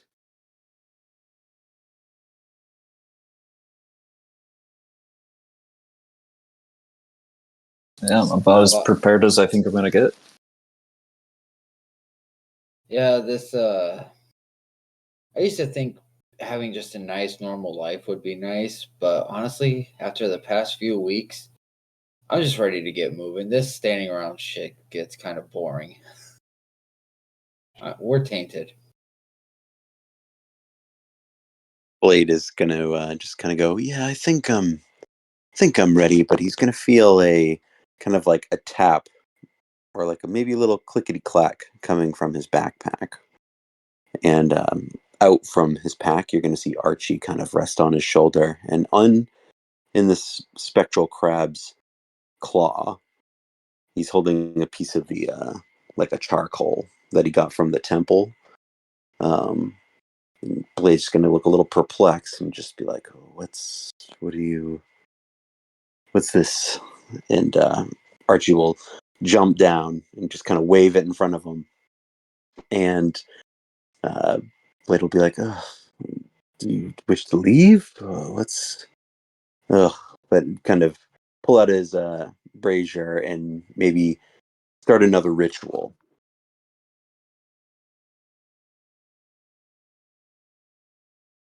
Okay, yeah, you have plenty of time. You still have hours before this door supposedly opens at midnight, and yeah, you begin your ritual. So as kind of the fire is starting to build up on this thing, or Blade is kind of like, oh, all right, what's the next step? What are you doing? And Archie then just jumps into the fire. Blade going, and Archie just kind of dissipates, uh, kind of turns to smoke. Um, but then you see kind of coming out of the flames a almost kind of like you would imagine a phoenix coming out, a pair of wings kind of spreading out, and you see a kind of like a spectral flying creature coming out and flies around and lands on Blade's shoulder. And upon looking, you realize that this is an owl.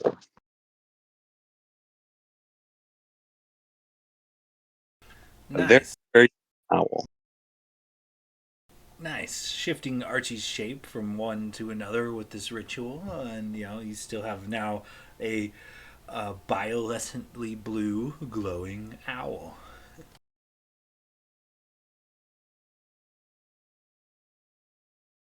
Well, you look a little different. You're not as you don't have as many claws. Well, actually, I take that back. You'd have pretty massive talons, and they are intimidating. But happy to have you along, Archie.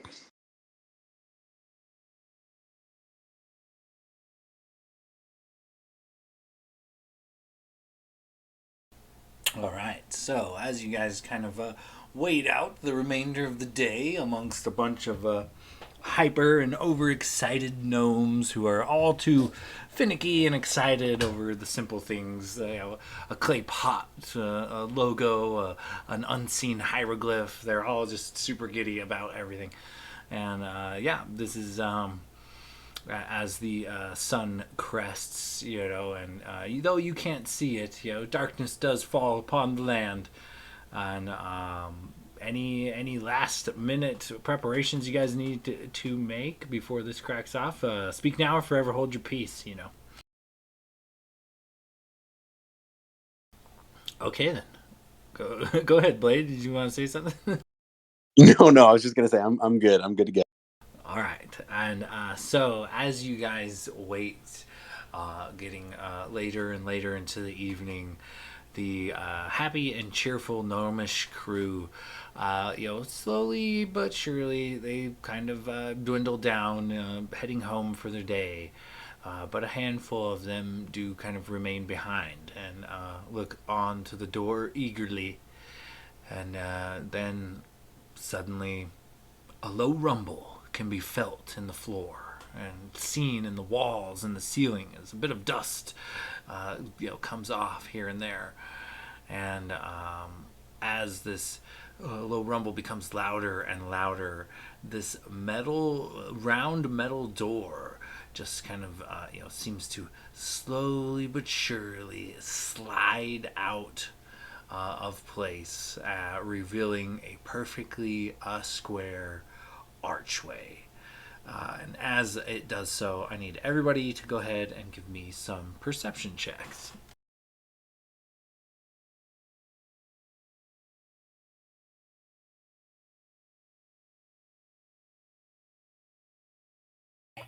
Too scared.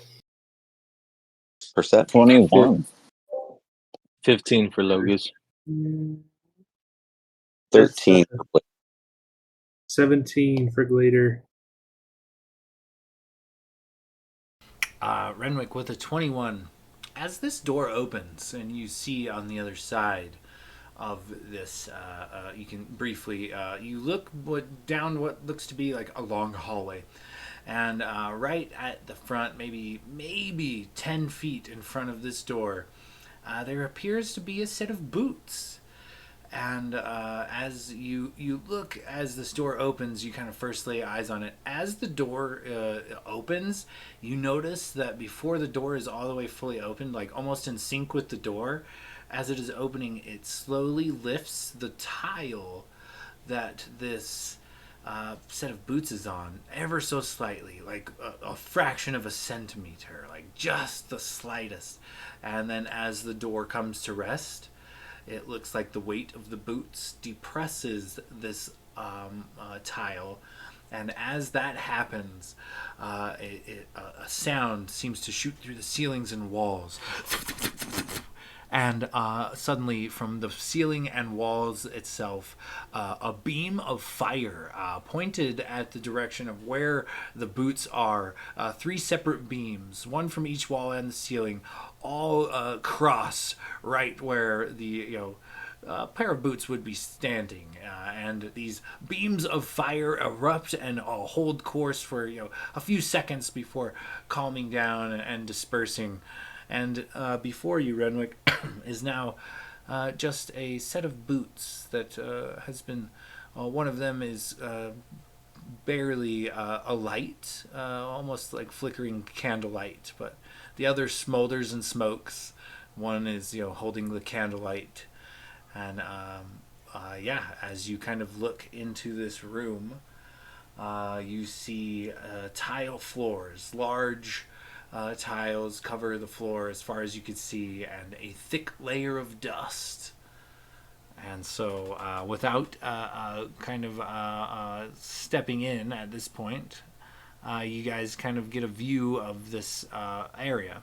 It looks to be a 10-foot hallway, just right on the other side of the door. The hallway is 10 feet wide, and it goes straight back. Like, you cannot see the end. It goes off into the darkness. There does not seem to be any natural source of light. The light spilling in from the room you are in is what is illuminating the area. But just on the other side of this door, you notice a hallway of equal length. It looks to be shooting off into the darkness, both to the left and right of the other side of this door. So right on the other side of this door is essentially a 3-way shot. You have left, straight, right, and a burning set of boots in the dust.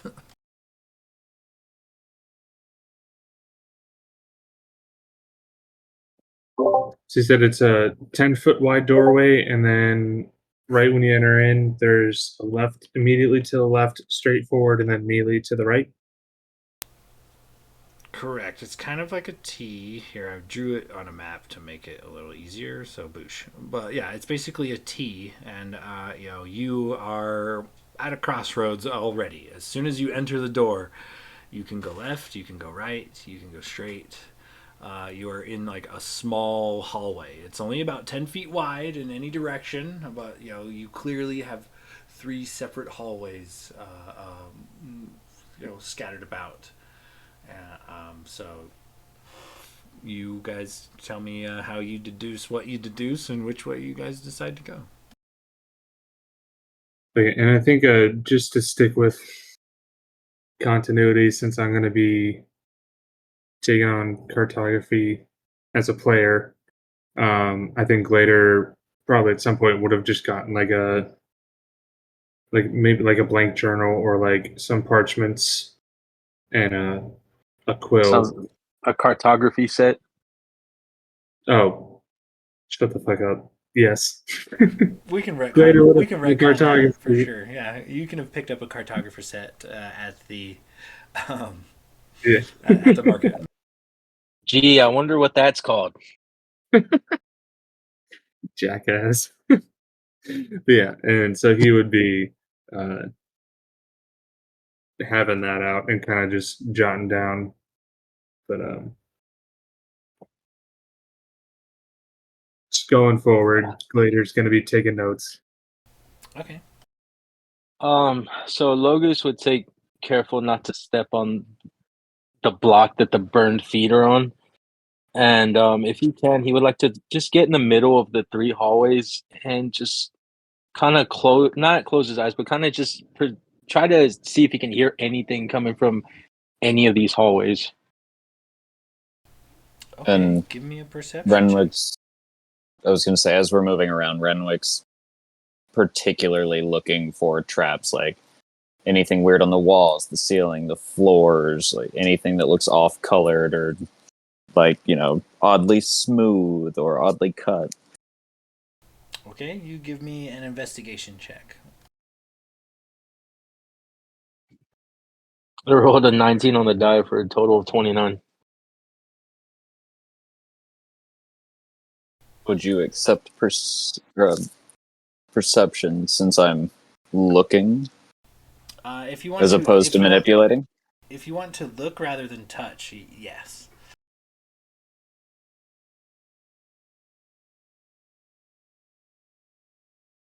Fair enough. 14. You don't appear to find any traps, though it does look like the set of boots are on one of these tiles that is just ever so slightly depressed. But the craftsmanship of the tile is good quality, and you can tell that spotting traps in and around these hallways is probably going to be difficult. Logos, as you kind of listen to the inner sounds of everything, you don't hear much going on in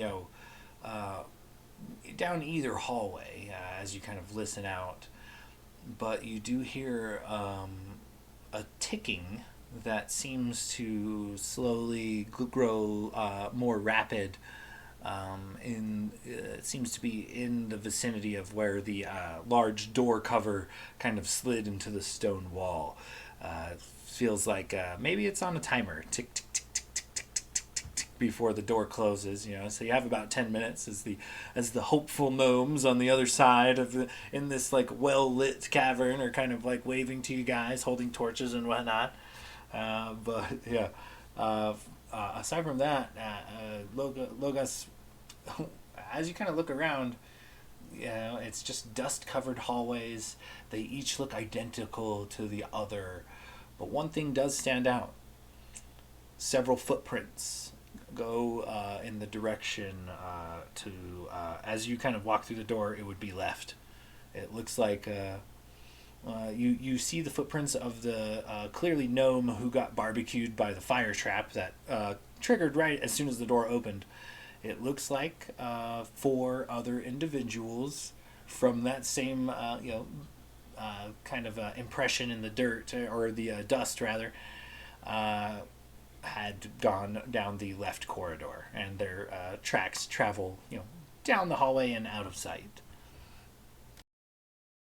Oh, Logus would pick up on those tracks, and um, we were supposed to find the other ones. No, I have tracks here leading down the left hallway.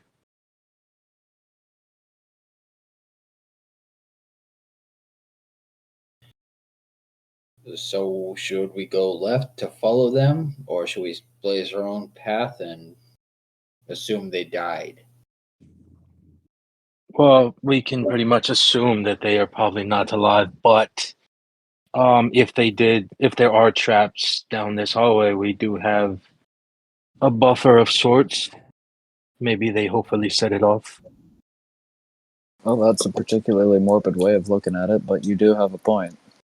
Yeah. Also, if we find proof, if we find the remains or proof that they're alive, that's a reward for us. How dark is it in the cave right now? There is no light. Unless you guys are providing it, it is pitch black dark. So I'm like completely invisible to them, even though they have dark vision. Because as a gloom stalker, if they rely on dark vision. Locris Get up! Look, sees I'm in the talking dark when to it gets to the color. I'm talking to Renwick and Gladir because they have their dark vision goggles, so that even though they can see, they still can't see me. I know you have eyes of the true sight. Your Logos is BBEG.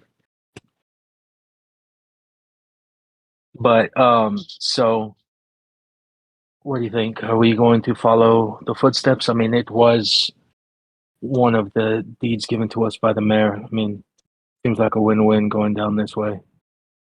Well, Blade, do you want to send your little owl friend down a little bit that path to see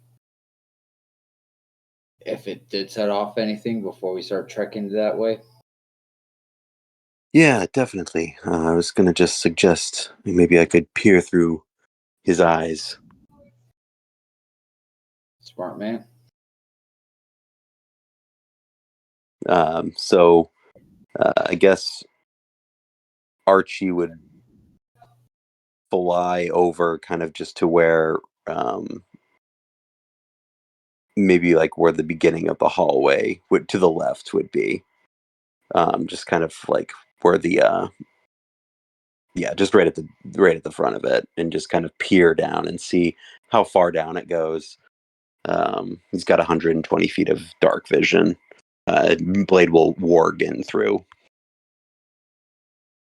Okay, so are you sending him flying down the hallway or just peeking around the corner into the hallway? Just peeking around, basically just kind of where I would imagine Logus would have been, just to kind of further see down. The hallway continues straight. It is about 10 foot tall. It is 10 foot wide, and it's got these kind of like marble tile floors and stone walls and ceiling. But the tunnel continues straight out of sight and is it's just darkness as far as your owl companion can see. Okay. Um, I guess Archie's gonna move just maybe a little bit forward. Still flying, just kind of maybe another. Well, actually, before I even do that, like, can Archie just kind of like take a glance around to see if there's any traps, like maybe like within like 20 feet?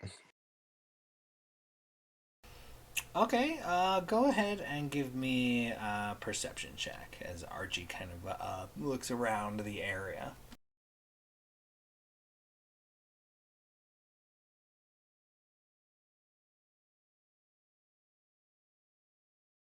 Okay.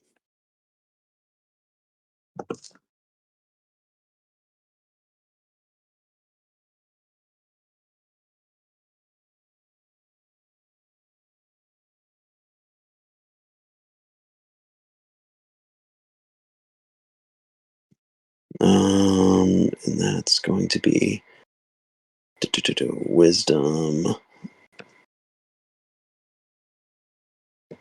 So I think I have a +1 on perception, but I think, have advantage on it. Perception checks. Oh yeah, due to the owl's like keen sight and hearing. So I do believe you're right. Yes. Which is good because that first roll was a 5. 10. As far as Archie can tell, there is no traps in and around the area. It looks like the layers of dust that have landed on the floor over time. It looks like not much of it has been disturbed. Aside from the footprints trailing down the left corridor, doesn't look like anything out of the ordinary. Just a couple of stone hallways.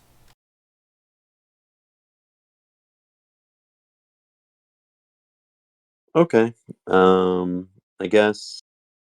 Uh, I guess Archie's just gonna kind of keep going forward and just take a good look. Maybe just see if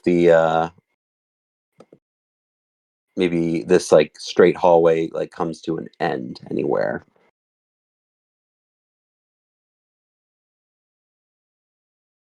Or turn. So, are you like walking Archie like on your shoulder or on your arm, or are you gonna send him flying down the hall? Oh, he's flying down the hall.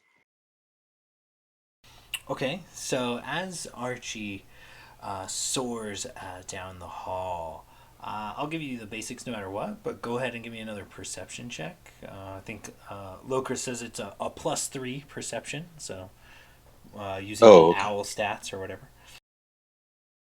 All right, +3 on perception with still with advantage on that. Correct. Right.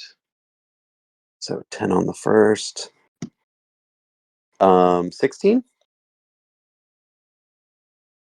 Okay, so you warg into Archie's eyes, right? And he goes flying down this long, dark hallway. And after a good spiel, probably 3, maybe 400 yards going down this hallway, it is a long, dark hallway. The hall takes a sharp right. And just before this hall takes a sharp right, there are a bunch. It looks to be a bunch of debris as he's kind of flying by, and as he gives it a second glance, there looks to be the remains of several dead gnomes. Seem to be in the center of this hallway, just before the hallway turns. As he turns the corner, silently and gracefully, and kind of sails down continues down this hallway after it takes the sharp right. He sees that it appears to be a dead end of sorts. At the end of this hallway is a stone door, and several feet in front of this door on either side of the hallway are also doors. So essentially, it's a dead end, but there are 3 large stone doors at the end of this corridor. He returns to you quickly and lands safely on your shoulder. Okay.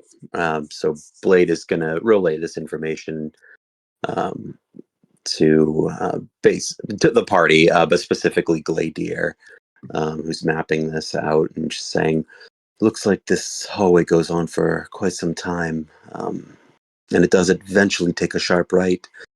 But from what it looks like there's uh, maybe some charred remains before that turn of." Maybe the looks like gnomes might be the party that the Mayor was looking for. But beyond the turn to the right, there's seems to be a door, a dead end. As you guys are saying this, a slow rumble echoes through the corridor as the large metal door slowly rolls back into place and locks itself there for at least the next 24 hours.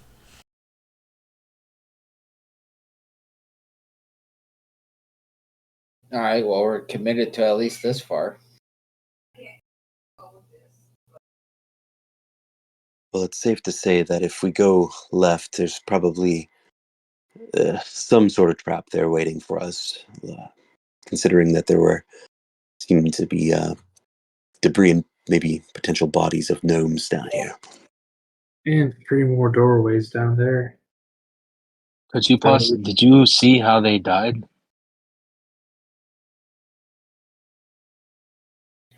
Natural causes. They were 8. They drowned. No, I didn't. I couldn't tell. Renwick, did the mayor ask us to bring the bodies back, or did we just have to find out what happened to them? We just needed to find out what happened to him. And it seems like the traps in this place are self-resetting, so even if we do go down this path, we're going to have to contend with whatever it was that killed them.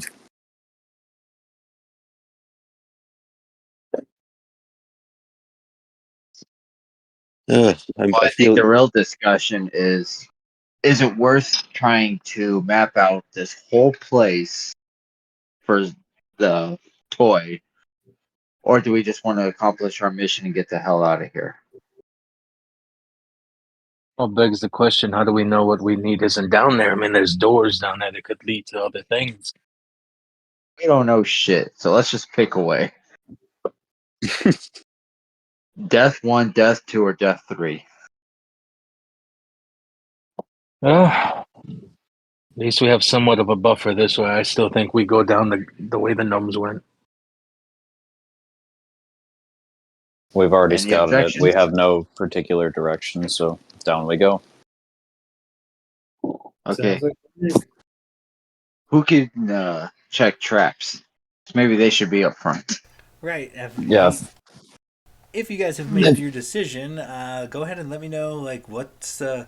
Set me up with a marching order. How are you guys traveling down this hall? Give me as much details as you can as far as spacing. Like, are you guys 5 feet apart, 10 feet apart? 100 feet apart? Just send Renwick while everybody hangs out here. Like, what's the plan? How do you guys maneuver forward from here as kind of like a team? Well, if anybody's got a better set of eyes than I do, I'm more than happy to try to disassemble or stop a trap. But to be frank, I don't have the best eyesight. Good with my hands. I could be up front with you or Locris. No, you have much better eyes than I do. I could just see if something's coming after me. I can't pick out the small stuff. All right, Captain, you and I in the front. Space out every 10 feet after that. 2-2-2. I'll go in the middle. Or no, I'll go in the end. I'll follow along at the end of I'll bring at the rear. Okay, so if Renwick and Logus are kind of going, down this hall side by side, who is if okay? So Gladier's bringing up the rear. So are Locris and Blade kind of traveling side by side? Are you guys traveling staggered? And how far apart? Like, how much of a lead do you let Logus and Renwick have? I'd say we leave them 20 feet in front of us. And then Blade and Locris will have about a 5-foot stagger left to right. And then maybe another 20 feet after that, Gladier. Sounds good to me. Sounds good. Send it. Okay, as you guys begin making your way down this dark, long hall, the smell of dust in the air, as you kind of creep your way down this long hallway. Go ahead and give me some perception checks, but just Logos and Renwick, as you guys are kind of up front. You follow these footsteps as far as you can, and as you kind of creep down this long, dark hall, you eventually come upon what looks to be a charred and mangled gnomish body, just sitting right in the center of the hall. Looks to be, give me some perception checks. 25 total for Logus. Fucking another nat 1, but reroll 19. So the two of you kind of deduce, Logos, you spot it pretty much right off the money. There's more bodies just nearby in this hallway, and it looks like they were thrown with force. And possibly a large fiery explosion of some kind. You can see that it looks like the bodies were scattered. There's viscera and pieces and parts kind of everywhere, like the walls, the ceiling. And the corpse right in front of you is not whole. It's missing a few pieces and parts as well. It looks to be like a large explosion of some kind probably went down in this hallway and managed to kill all 4 of these gnomes at once. But you can tell, kind of centrally located with a 25 something perception check, you can tell not exactly where this trap is, but there is like a region of this hallway where you can assume it to be, because it looks to be like where the explosion was centralized. Like the gore and things from this gnomish party is kind of centralized around this area. So it's about a 10-foot area to kind of peek around, but you're confident that that's the center of this trap and possibly the trigger. Is it possible to just go around it? I mean, it's a 10-foot wide hallway, so there's only basically a left or a right to travel down. Oh, it's a 50-50. Essentially, yes. You can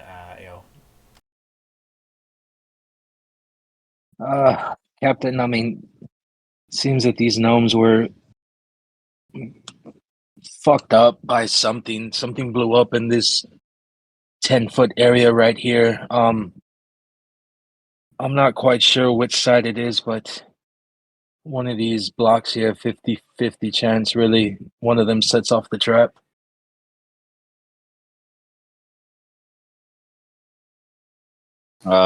As we inch closer, can we kind of stoop down and try to notice any seams or strange coloration or anything in the floors now that we've kind of found a localized area where we think it is?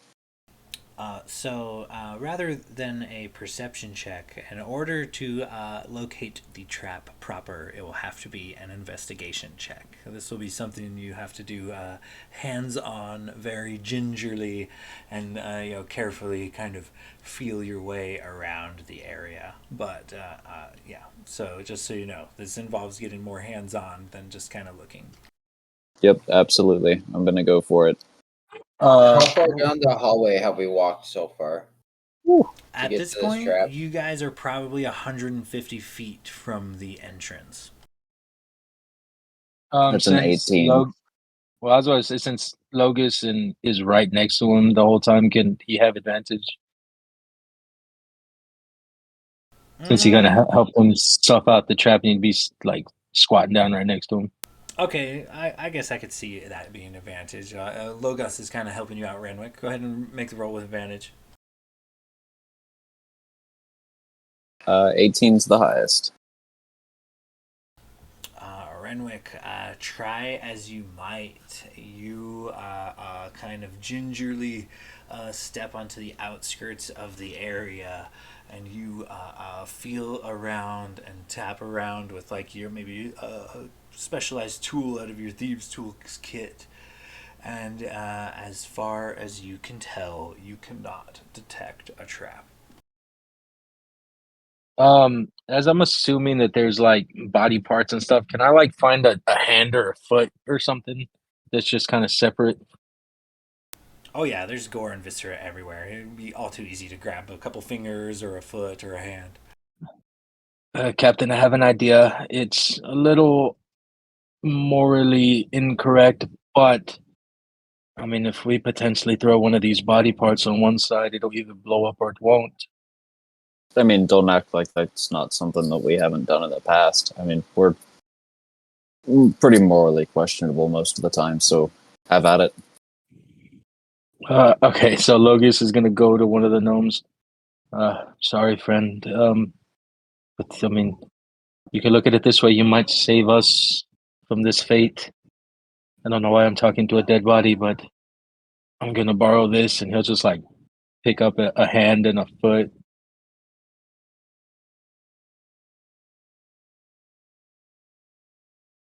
All right, everyone, I would say back up about, I don't know, 15, 20 feet.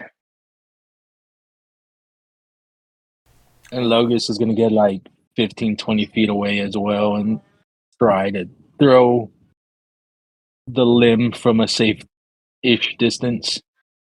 Okay.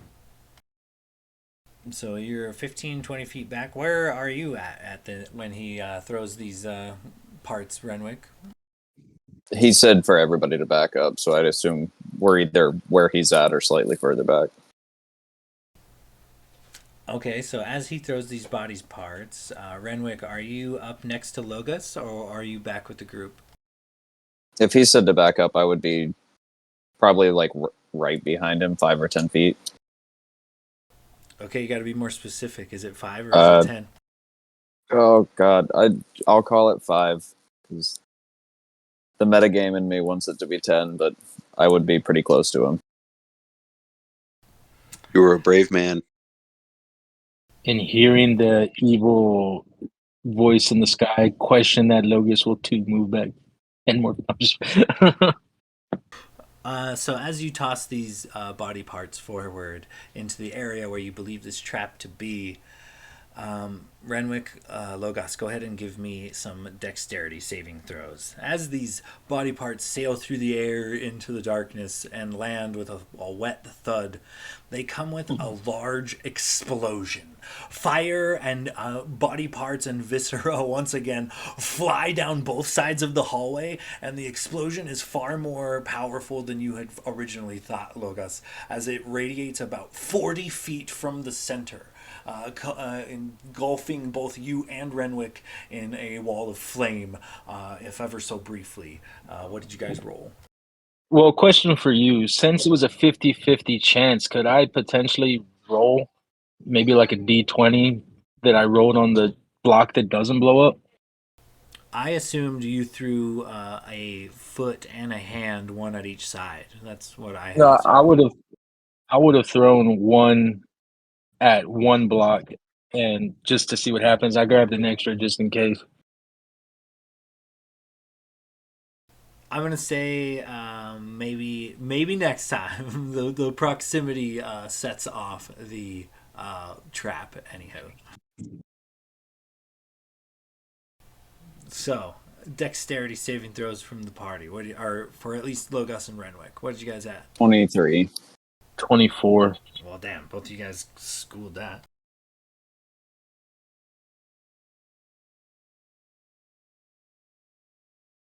It's a little loud up there. You guys okay? So even though it comes to and a wall of flame just kind of launches down this hallway, you only take half of the 33 for the. I believe Renwick might not even take any. But I have evasion, so I like to imagine that I used Logos as a human shield, and it just went around like him. And Logos, you take we'll round down to what's that? 16. 16 points of fire damage as this kind of viscera and gore kind of splatter more of these gnomes in various places up and down the hallway. Not the worst, but definitely one way of getting things clean. However, after you do notice after you throw this into the hall that there is like a glyph on the ground that seems to be not only glowing but also like smoking. Looks to be depleted, at least for the time being. I like to think that Logos right now looks like a Looney Tune character after something blew up in him. I kind of turn around and we found the trap, Captain. All good, everyone. It's like when somebody hits the invisible man with some flour or something. Like they can't really see you. They just see like a walking patch of soot that's kind of bouncing around. While that glyph seems to have been expended, can I go up and try to like take a dagger or something and scratch the glyph to like break the, I guess I don't know, the type. He wants to like screw it up so it's no longer intact. Yeah, you can absolutely give that a shot if you'd like. I'm not gonna lie, it's a high DC, but you are welcome to try. Fair enough. What would that be? I will let you go. Let's say sleight of hand, or we can make it like a thieves' tools check with like proficiency. Okay, all right. It's a +8 and an 18 for a 26. 26, you do manage to scuff this ward in such a way where the glow kind of shifts out, almost as if it's like losing power somehow, and the glow to this ward does eventually kind of fade off. It looks like you have damaged it, however, just enough to maybe disarm it. Best be moving quick, boys. Looks like it's down for now. Might be down for good, but I wouldn't trust it. Keep an eye out. Gladiator, make sure you mark where this is at on the map so we don't do that shit again. Yeah, don't worry. Any embarrassing moments for you, I'm marking it on the map. Go ahead and mark Yeah. down that we found those bodies in here too, so they can come get their people if the temple's ever deemed safe enough to explore. Or what's left of them, because I blew them up twice. Oh, that's a fair point. He just makes 4 little stars on his map, and it's right, dead gnomes. So as the dust kind of settles and a little bit of gore falls from the ceiling and hits the floor with a splat, you guys kind of find yourself in this long dark hallway. How do you guys proceed from here? So we have 3 doors in this hallway, right? Oh, okay. So, yeah, you guys kind of move on from this gnomish issue as you guys take this hard right. There's a 90-degree angle. There's a full hard right. And you travel down this hall a bit longer, and you eventually come to what looks to be like a dead end. However, at the very end of this hall looks to be a set of double doors, large stone double doors. Looks to be 10 feet in height. But let's see here, about 15 feet before the large double doors, on either side of the wall of this like 10-foot hallway, there is a single door, but it is also like a 10-foot tall stone door. But they are there's one on each wall. So essentially, it's a dead end with a three-way stop essentially.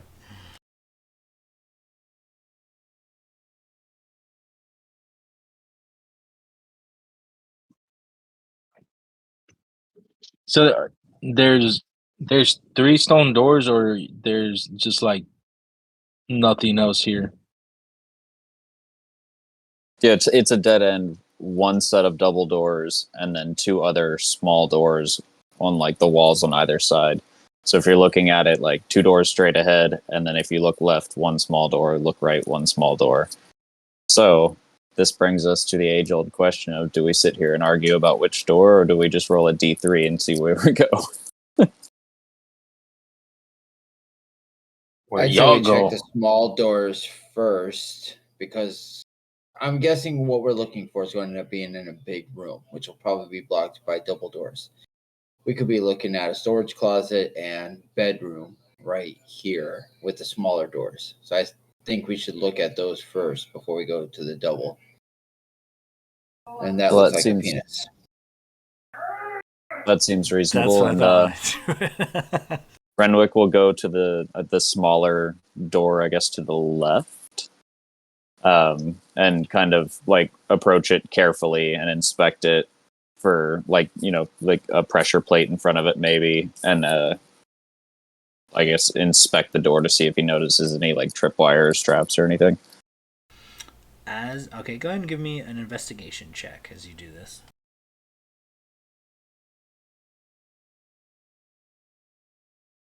That is another 1. Oh shit! Off the table. 15.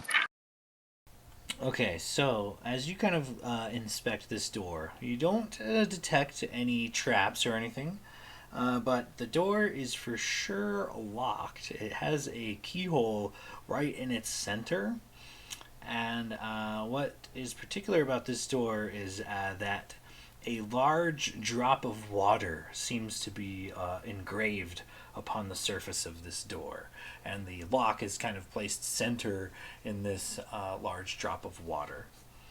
And as you're kind of looking at this one, you kind of look around and looking across the hall at this other door. There is an sorry, so the one is the drop of water. That's the one you're kind of at now, and the one directly behind you. This door appears to have a skull engraved in great detail upon it.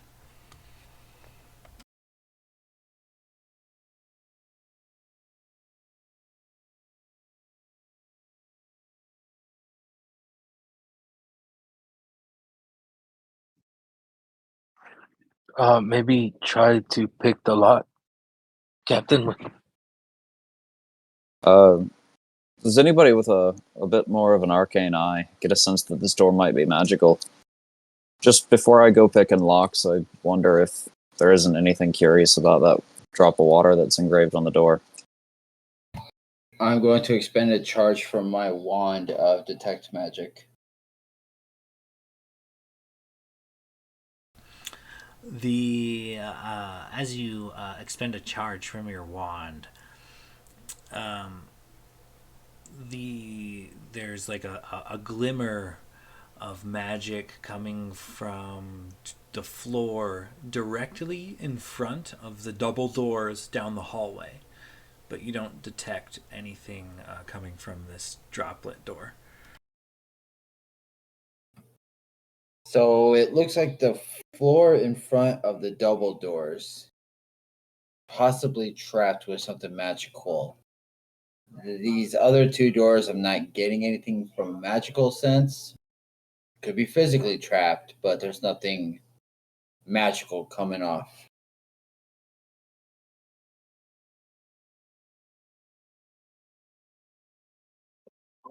Well, I hate to point out the obvious, but the door with the skull on it is probably not the safe way to go. Nope, we already said left, and we've got no leads or anything that would dissuade us away from that. Those double doors are magical, so probably take our time with that one and not be too hasty. And he'll pull out his thieves' tools and try to pick the lock on the water door, I guess. Okay. You know, later, maybe that skull door leads to Halloween Town. That could be fun. You do make a fair point, but we're in a deadly temple dungeon.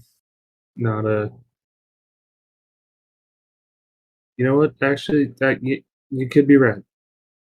But anyways, he's working on this water door right here. Let's. I'm gonna go over there. Yeah, go ahead and give me a check with your, you can use your thieves' tools and whatnot to try to pick this lock. We'll call it like a sleight of hand or something. Alrighty. Logan says, I still have this foot. I can throw it at that door if y'all want. It's a 14. Unfortunately, you fiddle with the lock, and it does not give at this on this particular try. Oh, bit hard to pick a lock down here. Kind of poor lighting and conditions and whatnot. What's the lock situation on that door with the skull over there, Gladiator? Is there a keyhole on that one in a weird spot or anything?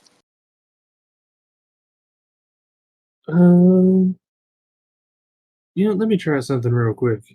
I'm just gonna walk over and just try and kick the door down to the water door. Okay, yeah. Give Give me it a give me a strength check. give it a nice little like frontwards drop kick right at the door. Oh dang! I rolled 18 on the die. Strength check. That's Still plus a 10-foot 4. stone door, right?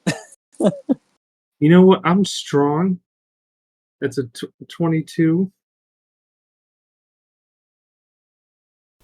Probably just hurt my hip. Gladiator, as you kind of step forward and give this door a powerful click or a powerful kick, it rattles it, just a bit, but it doesn't seem to give. However, Renwick, you do hear like an audible click from whatever locking mechanism is inside. Like he hit it hard enough to potentially make it a little easier on you. You you want to try that again? Maybe helped a little bit. I don't know. I don't know how locks work. I'm not the expert here. It's funny how oftentimes just hitting a damn thing makes it work a little bit better, and he'll pull his tools out again and go for it. All right, give me another check as you kind of look, where Gladier's foot had kind of struck the stone. There's like several stress fractures kind of going out from where his boot came to it. It's a dirty 20. Oh, that was the magic number all along, and you feel the lock mechanism click into place, and the door gives, if only but half an inch, like right as soon as you unlock it.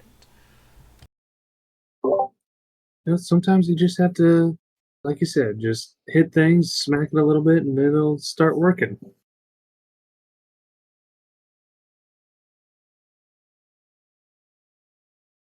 All right. Well, I guess as he very, very gently pushes the door in, Renwick's going to kind of keep an eye out for any like weird tripwires or mechanisms that might seem to be tied to the door. But he'll try to swing it open. Okay, go ahead and give me a perception check as you swing this door open. Nat 20 for a 26. Nice. Okay, so it doesn't appear to be trapped or anything as you kick this door or push this door open. The interior of this room reveals, a 30-foot by 30-foot stone room covered in dust and cobwebs. In the center of this room is a crystal clear pool of water.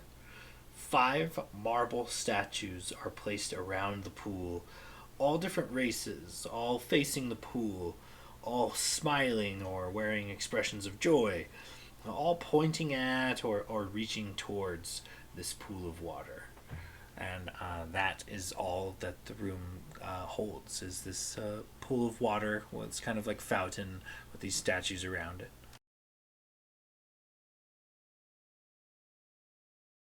Can I walk up to the water and kind of look down and like, is it sizzling, bubbling? Is there anything in the water?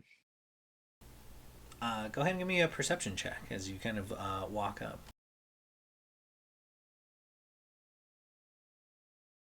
That is a 12 plus 10 for 22.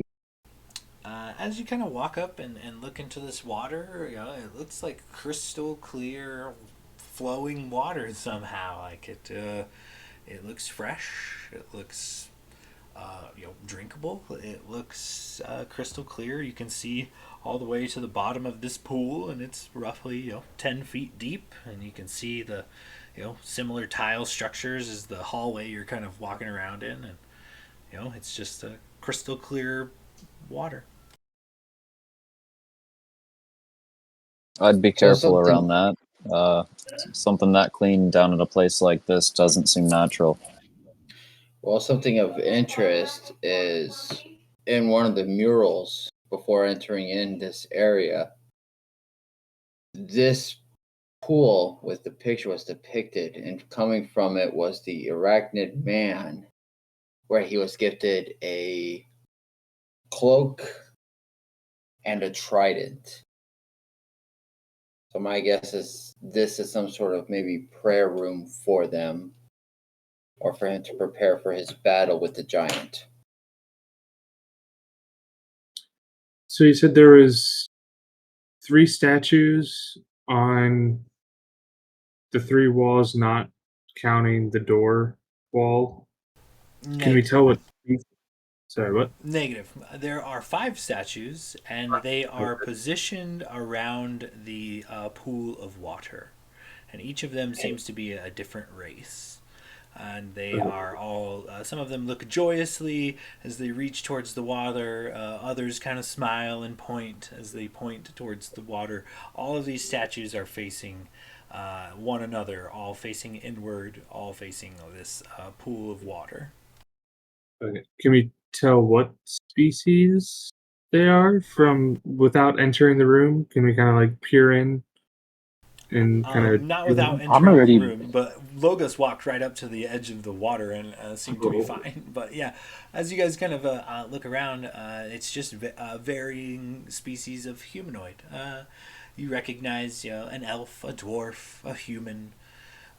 You recognize most of them, but there is one sort of like a spider type of humanoid. It looks to have the face of a man, but this person has 4 legs and 4 arms, and they seem to be covered in a bit of hair. But each of his 4 feet looks to have some sort of ornate shoes. He wears a few rings on some of his many fingers, bracelets and anklets and things. Like seems to be one of the somehow forgotten humanoid races.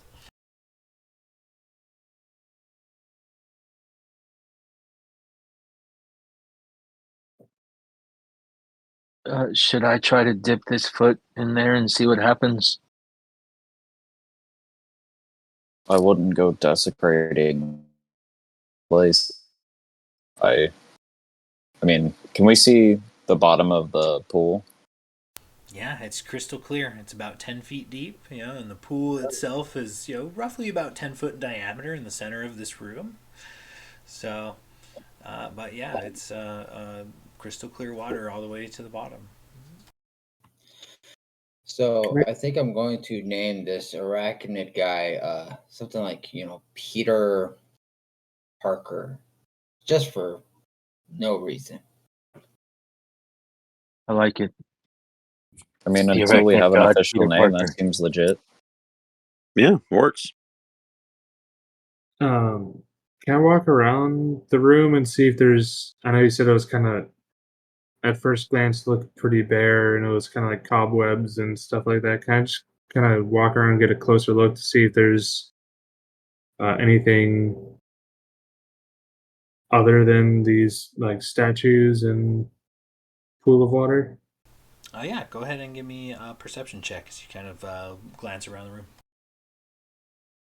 Can I take kneel down and get close to the water and maybe make a survival check or something to see if this is just regular water that we're being paranoid about, or is there something different about it? Yeah, go ahead and give me a survival check. Tell me how you interact with this water to kind of discern its, I guess to discern if it's drinkable or safe or not. I'll, look at it. I do have a vial in my inventory. I checked it. I mean, I could try to like get some in there without touching it too much. Um, and just kind of see if it ripples like normal water. Is it flowing? The smell, see how it. I'm not gonna drink it yet. Might later, but Okay, yeah. Give me a survival check. it's 11 plus 7, 18 total. With that, you kind of it takes you a minute to put your finger on it. The water is clean. The water is crisp. The water is pure. You can't quite determine what the effects of this water may or may not have on someone, but this water does appear to have some sort of magical quality to it. Guys, I have a vial of this water, and it definitely something happens if you drink it. It's crisp and clean. I mean, it's drinkable for sure, but whatever effect happens, I don't know if it's positive or negative. What sort of reading am I getting from my detect magic spell? Oh yeah, that would still probably be up and running. With the approaching the pool of water there, Locris, with your detect magic spell up and running, you get you get all the goods. This that or a good Arcana check would have revealed that drinking from this pool gives anyone a D6 of inspiration, usable for up to 24 hours. So you can only use the pool once in a 24-hour period, but anyone drinking from the pool gains a D6 inspiration die. That's like a sort of like blessing of these like arachnid people. So I'll just look at them. So, or I'll dip down and I'll scoop up a handful of water, drink it, and then start gagging and holding at my throat. Renwick would definitely begin fumbling with the antitoxin that he bought. Later starts giving What? him the Heimlich maneuver. Why would you drink it? What the? And then I'll just start busting up laughing. Oh, you guys are too easy. No, this is a holy room. If you drink some of this, you'll get a little divine inspiration. Only once in 24 hours, though. I'll take all the help I can get. And Renwick will take a big old gulp. And I got a 17 for perception, 16 on the die.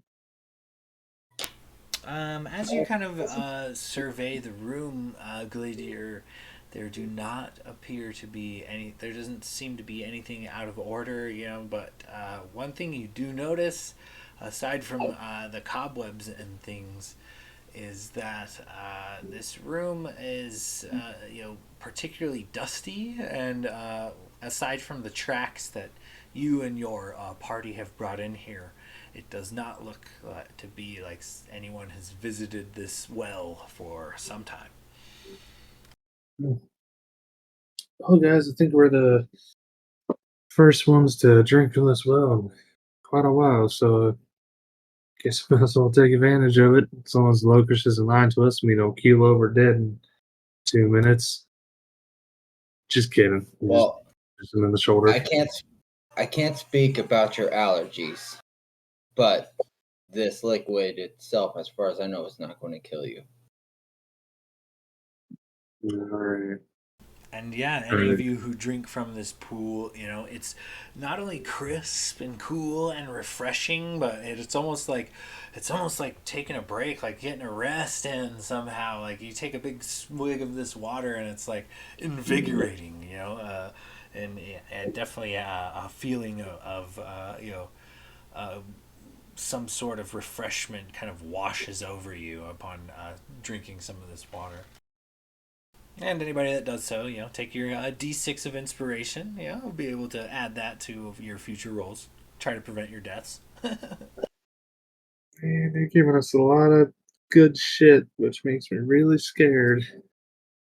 Did you not just I see that fucking bomb that blew up in 40 feet and did 33 damage? Is it crazy? Yeah. Oh, speaking of which, Locust, do you need a little pick me up after taking a fireball to the face? Yeah, you're not as Uh, quick as Renwick, so There's a little bastard hid behind me. No offense, Captain. I mean, it was a smart move, but I wouldn't say he's that much faster than me. fast enough to stand behind you. all right. But how hurt are you? Could you use a little pick me up? Logus is still holding the foot in his hand. I've seen better days. I mean, I could use a little something if you have it, but if not, I'm okay. Mm. Uh, I'm gonna take I do 10 points from heal on hands or lay on hands. Kind of grab him by the shoulders, just look him in the eye. Maybe you should put the severed foot down, not in the pool of water. Just put it on the ground. Just maybe just leave it here. You don't need that foot anymore. It's okay. You know, You I feel somewhat responsible for blowing their bodies up again. I've been carrying this out of grief, but also like if another trap comes, I do have a foot that we could throw. So I'm just gonna hold on to it for a little bit. You know what? You just do whatever you feel like you need to do. He just kind of walks away and whispers to Renwick, "Yeah, I think he's losing it a little bit." Logus puts his arm around Gladier and he's got the foot in his hand. So like you just see his hand on his shoulder holding the foot. You know, thanks, buddy, for helping me. I really needed that. Well, he didn't even see it coming. Actually, it's a good point. I don't even know if I was able to find your shoulders to grab onto you because we're still in the dark. Yeah, but I did have some soot on me True.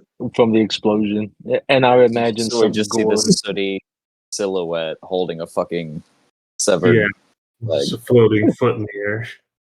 All right, Dead guys. stirred, dead feet. I think Logus has a kink that he's trying to hide. He There You is a see Logus bit of sniffing a the foot in pattern. the corner. Alrighty. Oh, this smells great. Anyways, He's Jesus. going down a dark path. Every day he we're in strays the dark further from path. the gods. Alright. There are no gods down here, boy. Just feet.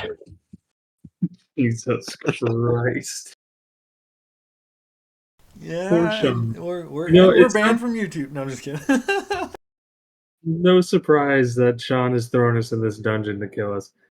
Anyway, you guys want to go check out that other door?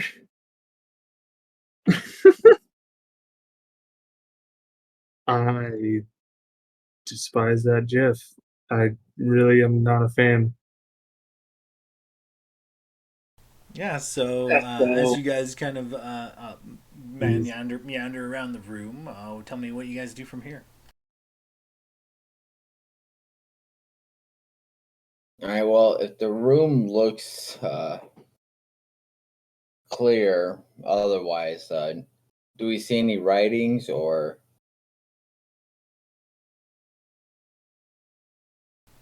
did Gladier see any writing? You guys didn't notice anything in particular. I mean, the platforms that the statues stand on are kind of like of a different architecture, but there's no like hieroglyphs or writings or etchings or anything. Well, I think we got what the benefit to this room was. Go across the hall, and I mean, it's got a skull, so could be death, and could also be morgue, sick room, weapons. We gotta mark every room, so gotta go say hi. Glader is just excitedly pulling back out his cartographer's kit, ready to scribe some more. Follows along. Okay, yeah. As you guys kind of make your way back to the hallway and this large stone door with the skull emblazoned upon it, the skull's mouth is open, and inside of the skull's mouth is a large keyhole. Aside from that, the door seems to be unremarkable.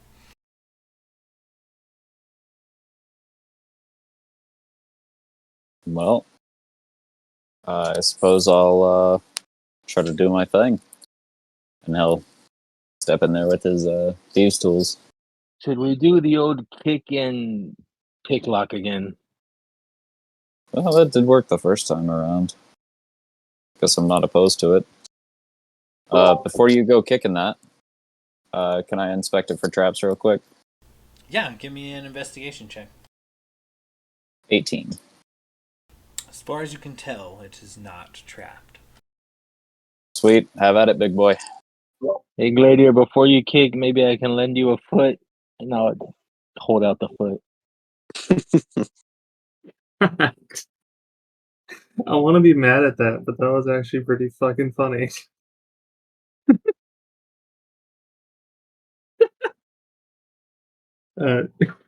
Glitter just chuckles, shakes his head, and then kind of like gets down in like the sprinter stance, and then takes like 2 heavy bounds, and then just drop kicks the other door again, and rolls in 16 on the die for a dirty 20 on a strength check. Burn your inspiration. I had a 22 on the last one, and that loosened up the lock. So I feel like a dirty 20 might help. I want to use an inspiration right away. That could save me from death. I'm not going to use it to kick down a door. As you do put your hefty dragonborn foot to the stone door, it just doesn't seem to have as much give as your other kick. But you know, you plant a firm one on the door, but it seems to be indifferent. There just kind of like holds his hip and then just kind of like slightly limps away. Yeah, I think Renwick might need a little finer touch on this one. Well, thanks for loosening her up for me, pal. And he'll step in there with his tools and see what he can do. All right. It's a 15 sleight of hand. As you're kind of working these thieves' tools, you know, a little click and a little clank, and you just can't quite seem to get the locking mechanism to give.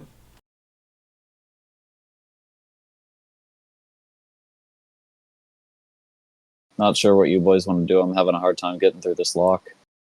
Fucking doors, man. Fucking Could I- doors. Could I possibly give it a shot? I'm also proficient in thieves' tools and have them. And Absolutely. Go ahead. oh my gosh, it's a natural 20 plus 5, 25. Renwick, Logos walks over and doesn't even use his thieves' tools. He just takes a dagger off of his belt, jams it into the lock, and turns, and the door opens ever so slightly, only by like half an inch. And I use both hands, and I'm carrying the foot by the toe in my mouth.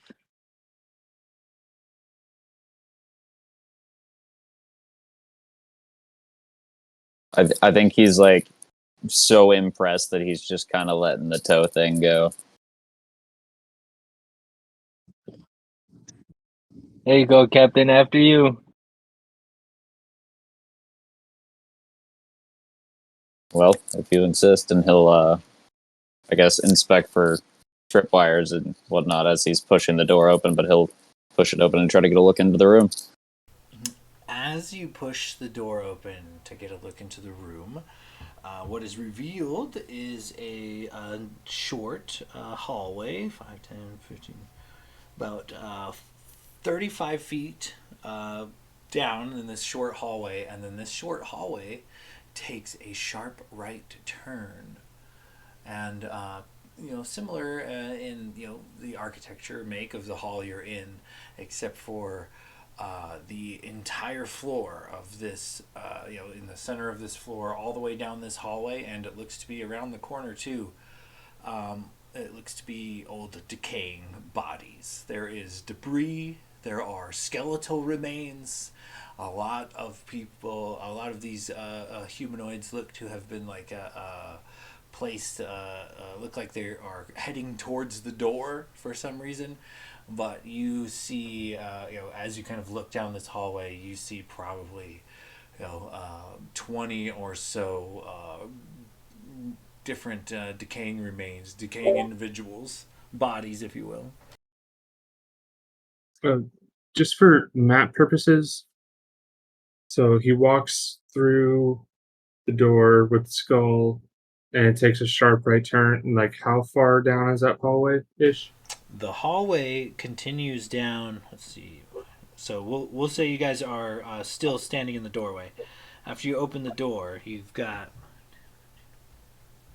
about 30 feet of this hallway, and then it takes a sharp right turn. You guys don't know where it goes, but Okay. this hallway is about long, dark hallway, 30 feet long, and the floor is covered in decomposing, decaying corpses, long decomposing and decaying, not like zombies, like not even full skeletons, partial skeletons crushed and decomposing, like bone powder. A lot of the material that you guys are kind of looking at, like you see like old decaying leather and straps, rusted out swords and shields. These, a lot of this stuff is probably no longer usable. But this is kind of you guys looking in from the doorway. How do you proceed? Should I Can I throw do the a foot in? medicine? No, I mean, Yeah, for I sure. suppose I mean, what if you're you gonna be enter able to the find thresh? another one. What if we enter the threshold and then you just die? I suppose that's a possibility. Um, would I be able to do like a medicine check to see if I could determine like what type of like injury or ailment killed these creatures? I think their remains are a bit too far gone for a medicine check, but if you'd like to give me an investigation check, kind of sift through the remains a bit and get a good look at things, you could probably deduce something. 15. With a 15, as you're kind of looking at these bodies, it's hard to tell one way or the other what killed them. But you do notice one thing: the door you came in, the skull door. It's exactly identical on the other side of it, and it looks to have several scratch marks. It looks like many of these people were trying to escape at one point.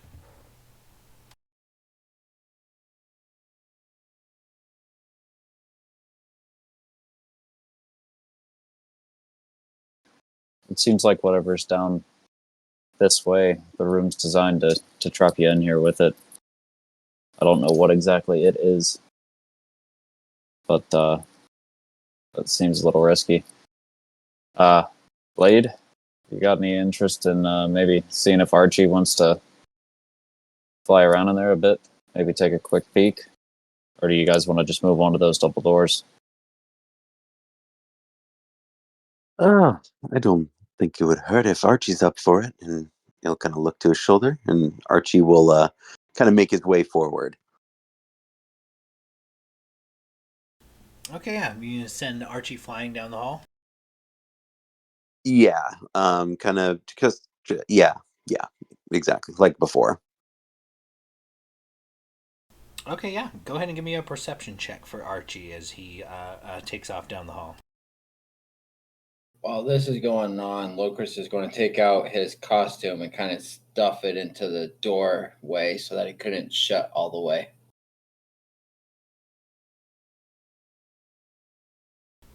Okay, yeah. Go ahead and give me like call it a sleight of hand to try to prop something into the door to make sure it doesn't close on you.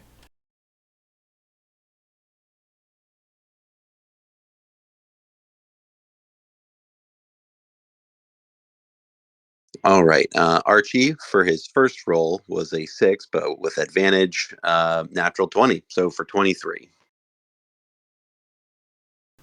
Oh man. Okay, and Locris, what was your roll? 21 sleight of hand. Oh, perfect. Yeah, you definitely wedge it, your costume in there to make sure that the door can't, slam shut on you guys or anything. Blade, as you kind of warg through Archie's eyes and he kind of coasts down this hallway and takes the sharp right, it reveals a long but kind of short room.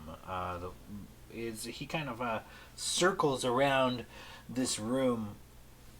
It seems to be kind of more of the same of what you've seen in the hallway. There are a lot of dead bodies or long decaying decomposing bodies, this now more bone and powder than anything else, and rusted bits of metal here or decaying straps of leather there. But as Archie's kind of flapping about, he does notice a bit of coin laying here, a couple of gemstones laying there. One of these decaying bodies still seems to have like a jeweled anklet upon it.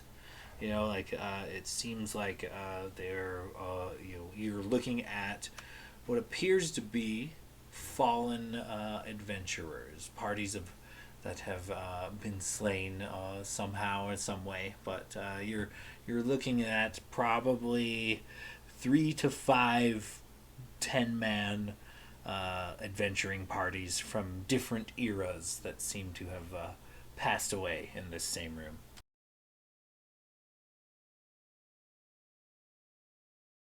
Oh, wow. Okay.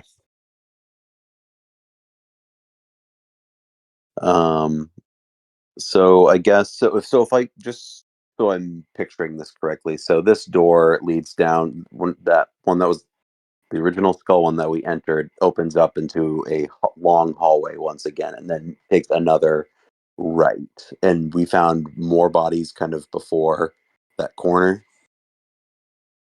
Correct. Like the bodies that fill this room, it's just like a pile of bodies, and it seems to extend pretty much the entire length of this small hallway and the bend, the sharp right turn. Just the floor in both the hall and the room covered in these like decaying bodies. Okay, and it's like a long room.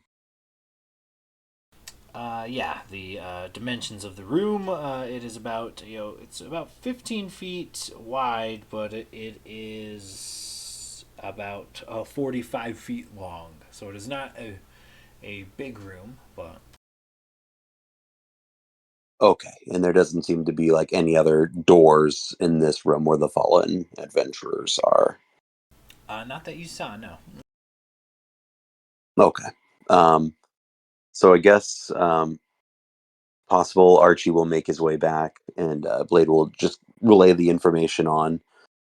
It seems that this hallway kind of continues on further, and there seems to be a room where there's looks like there's a lot of bone and ash, and uh, oddly enough, a lot of treasure. It seems like this might have been a place where parties, adventuring parties from the past, have ended up.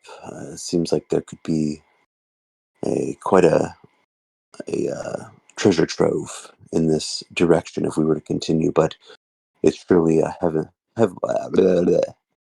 heavily trapped. I think I've got an idea in that case. Gladier, why don't you mark this on the map? We know that there's treasure down there. We know that whatever is going on with this room is likely to kill us or at least give us quite a bit of trouble. Why don't we keep moving on? We'll mark this as a place to come back. That way we can push further in, we can get closer to our objective. And then if we have time or if we're still standing, by the time we find the Allcaster, we can circle back. Yeah, that's no problem with me. This stuff Unless anybody's really wanting to throw themselves at that treasure and try not to get fucked up doing it. No, I agree. I mean, it My would purse is a seem little heavy right now. that maybe this room itself is a trap. I mean, there are so many dead people here. The enticement of treasure would get even the bravest man to walk in there, and whatever happens, the door locks behind you, you die in there. It seems that whatever this is one big trap to me, to be honest. It seems a little risky, and if anything, we can still technically map out that area because Blade's able to explain it to Gladier. So, technically speaking, that's another room off the list.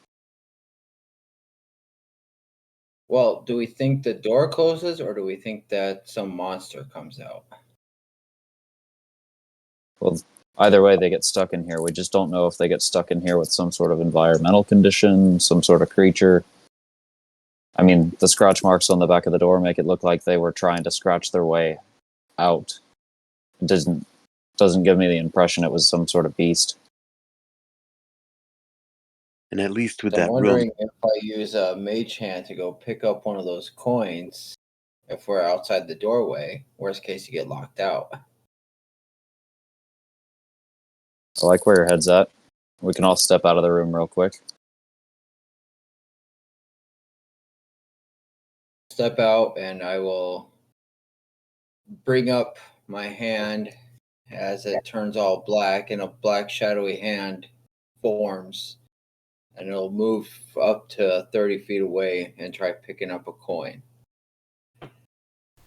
Yeah, and you're doing this from the safety of the doorway, I imagine, yes? Yes. Okay, yeah. Go ahead and give me an investigation check.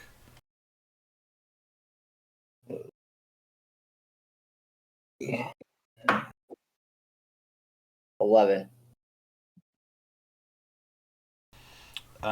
You kind of see a glint of gold as you kind of look out, from the doorway, and the hand kind of dives for it. It struggles at first to try to kind of like get it free, but you do eventually wrestle a large gold bracelet off of the remains of some long decaying adventurer. The large gold bracelet, roughly 250 gold pieces in value.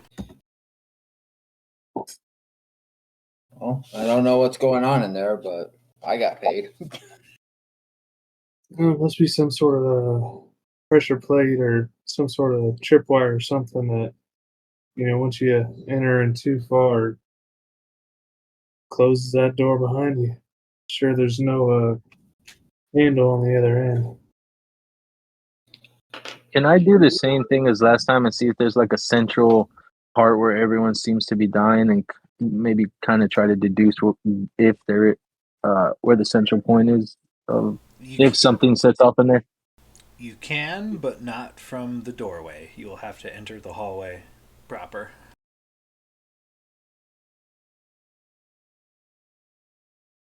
What do you think, boys? Is it worth it, or should we just move on? Considering we don't know how big this dungeon is, I think it's a location worth coming back to. I mean, we know there's coins, there's some jewelry, some things left on the bodies of the people that have fallen in there. But that's not what we're here for. We're here to hopefully catalog this entire place on a map and find the Allcaster. So I say we focus on that, and then if we have time, we come back. Yeah, but as for right now, I'd rather. So. Yeah. As for right now, I'd rather find the Allcaster and then see how much time we have till midnight so that we can get the damn thing and get out of here. Yeah, why don't we come back for that? We can always circle around, do a few more casts of Mage Hand, and get some more loot. But I think our main objective is to, like he said, just keep on moving forward. Yeah, it's best to save our resources for the primary objective. Okay, next question. We do know that the point underneath the door is magical. Safe bet would be it's another one of those glyph things. Should I throw the foot? Now actually seems like a good time to throw the foot. Maybe we Step back. Can we, like- all the way to the other wall? I was gonna say, can we step into like the water room now that we know that that's a safe area as like cover when he throws the foot, so we're not even really in the room. Yeah, you could do that. All right, everybody, and then as everyone shuffles in, I'll kind of like hold my point by the door, and then like as soon as everyone in, I'll let the foot go right where the magical point is that Locris pointed out, and then quickly duck back in the room. Okay, go ahead and give me just a straight dex check. Unless you are proficient in foot. I think by our banter here, I would say I'm very proficient in feet. Nice try. That is a That checks. 14 It's built plus into his 5, backstory. 19 total. All right, with a 19, you lob this severed foot in to this kind of like area where Locris had kind of pointed out he was detecting a bit of magic, and nothing seems to happen. As in, can I check to see if I hit it or did I miss? As far as you could tell, you hit the area Locris described to you. I hit the point and nothing happened.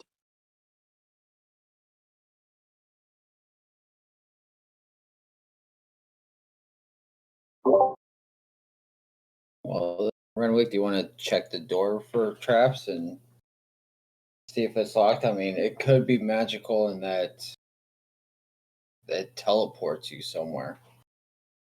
That's a fair point. And Is the foot still there? Yeah. I'm gonna grab it. You gonna walk over and grab the foot that you just lobbed? Yeah. All right, Logos. As you walk over to grab this foot, you coming in within a certain proximity of this door, you hear a high-pitched hum, a loud humming, all of a sudden, and go ahead and give me a dexterity saving throw.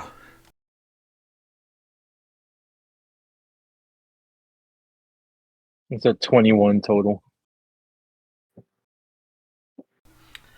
So, as you go to pick up this foot, this web just explodes out of this door, like massive, like layers of spider webbing. They hit the ceiling, they hit the walls, they hit about 15 feet down the hallway, all the way to the edge of the door that is the water room that they're kind of like hiding in. And you deftly make your save, but this like explosion of this webbing kind of flies out in all directions. It does splatter upon you a bit, however, it does not seem to restrain you. But as this green kind of sticky webbing substance that's kind of like splash on you, you quickly notice it begins like eating into you. It is in fact some very acidic webbing. And though you did pass your save, you only get half damage. So let me roll this out real quick.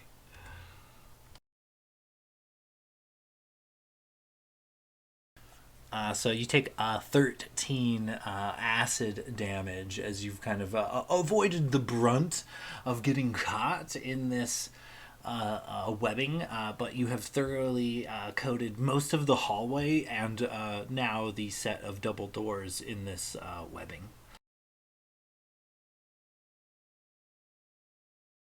Well, it's all clear.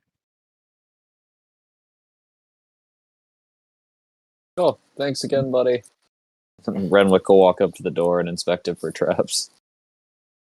Actually, can I inspect it to see if there's another one of those glyphs, since we've already seen a glyph trap go off? Yeah, give me an investigation check. 12. With a 12, you do not see any more like glowing, smoking glyphs. You just notice that, this stone set of double doors, there's a keyhole set between them, and upon one door is a detailed engraving of a barrel, and upon the other door is a detailed engraving of a crate.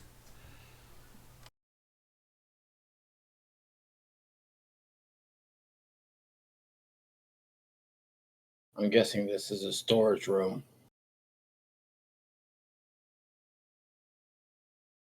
Or it's a shop called Crate and Barrel. Oh, that's a pretty fair point. Well, suppose we'll see. And we'll try to pick the lock. Alright, give me a sleight of hand check. 24. And with that, the lock pops with ease. I like to think that you guys can only see the soot-covered / acid-covered Logos as as the Invisible Man gets flour thrown on him or something. He is just progressively becoming more visible due to setting off all the traps. Yeah. So as this door kind of creeps open, you guys kind of push it inward, and let's see here. In this room, it looks to be stocked from floor to ceiling, are 3 rows of supplies. Each row is roughly 10 feet wide and 30 feet long, and 10 feet high, stacked floor to ceiling. The leftmost row appears to be nothing but crates. The rightmost row appears to be nothing but barrels. And the center row is a mix of the two. Many of the barrels and crates look to have rotted away, leaving splinters of wood and various bits of debris from spilled contents all over the floor in this room.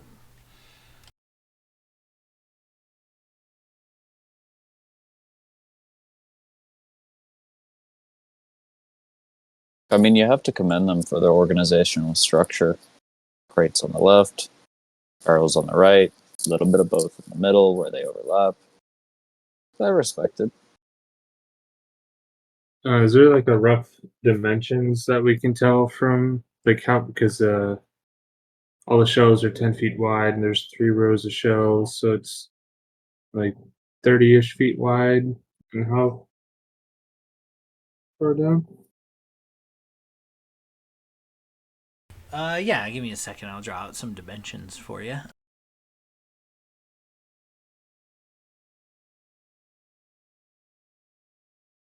While we're standing here, Logos is gonna cast the first level of Cure Wounds on himself. Heal 9 points.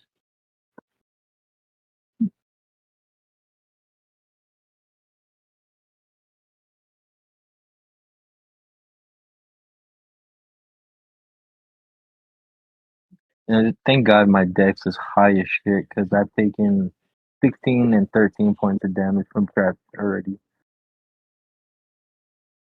Yeah, you need to be more careful. You might be the one that dies.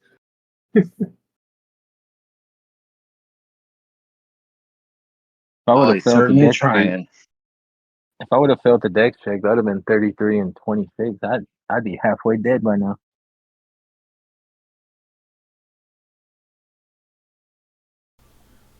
Okay, so let me go ahead and snap a pic and just drop it into the chat.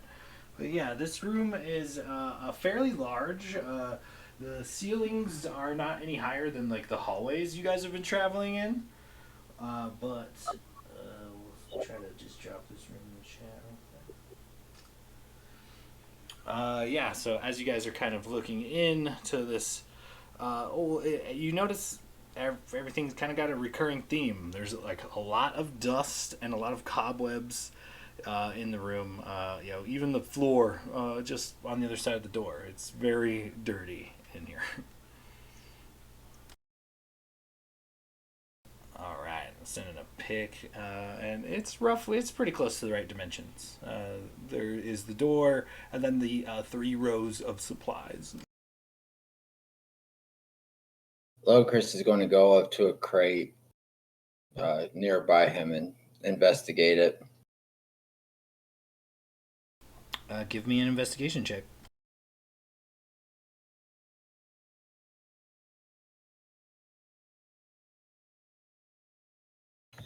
I see a crate. 8. With that, you just kind of get the basics. You make your way across the room to the row of crates. There's a bunch of debris and things from some of this rotted wood. Some of the crates seem to hold up better than others. Most of them are in disrepair. And you notice aside from the crate and barrels, there's a bit of there's a stool here or there, a desk, like a small desk stashed here or there. It looks kind of like a bit of storage. There's a couple of looks like throw rugs that have kind of been rolled up and stashed on the shelves here and things like that. But for the most part, you just kind of that's what you get. I'm going to crack open a crate just to see what's inside.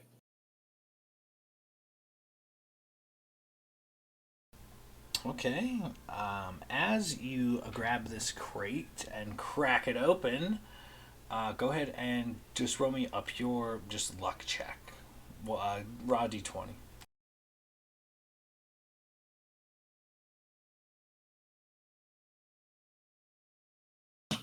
$17. With a 17, you kind of just crush in one of these crates, and whatever was inside is now long deteriorated. It has gone to dust. Whatever it might have been, it is no longer.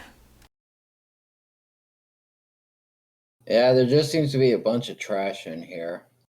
I don't know if you guys want to go crate by crate, barrel by barrel, but I open up this one and whatever it did have, it doesn't have anymore. It just so I say we get the hell out of here. Well, my luck couldn't get any worse, certainly. And Logus will walk up and open a barrel. While he does that, I'd like to. You said there were desks around. I'd like to see if any of the desks have like drawers or storage areas, or like look up underneath them. Okay, yeah. Go ahead and give me like an investigation check as Logos makes his way down to the barrel aisle.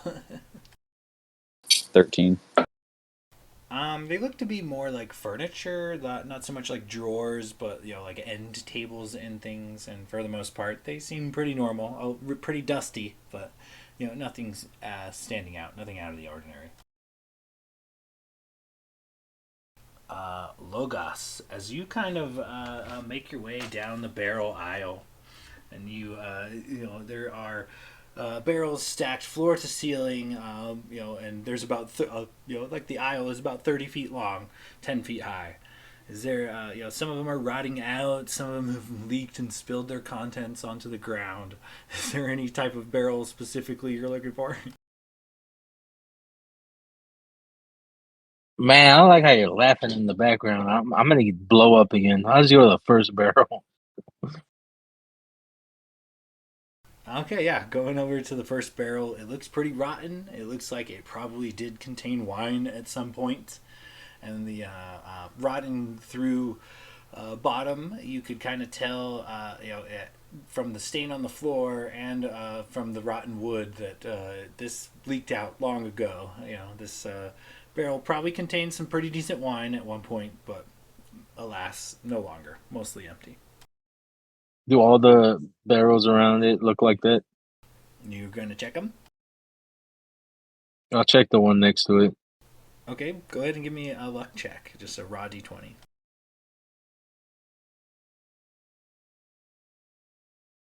18.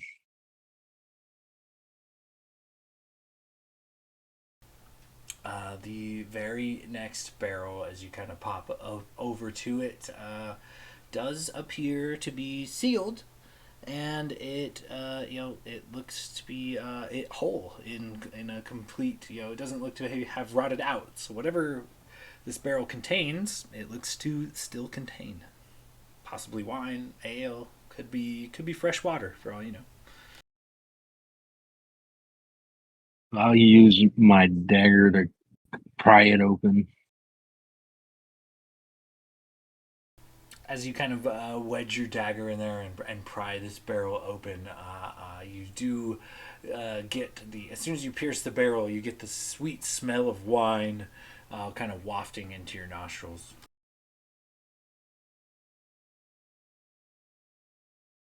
Hey guys, I found some nice wine here.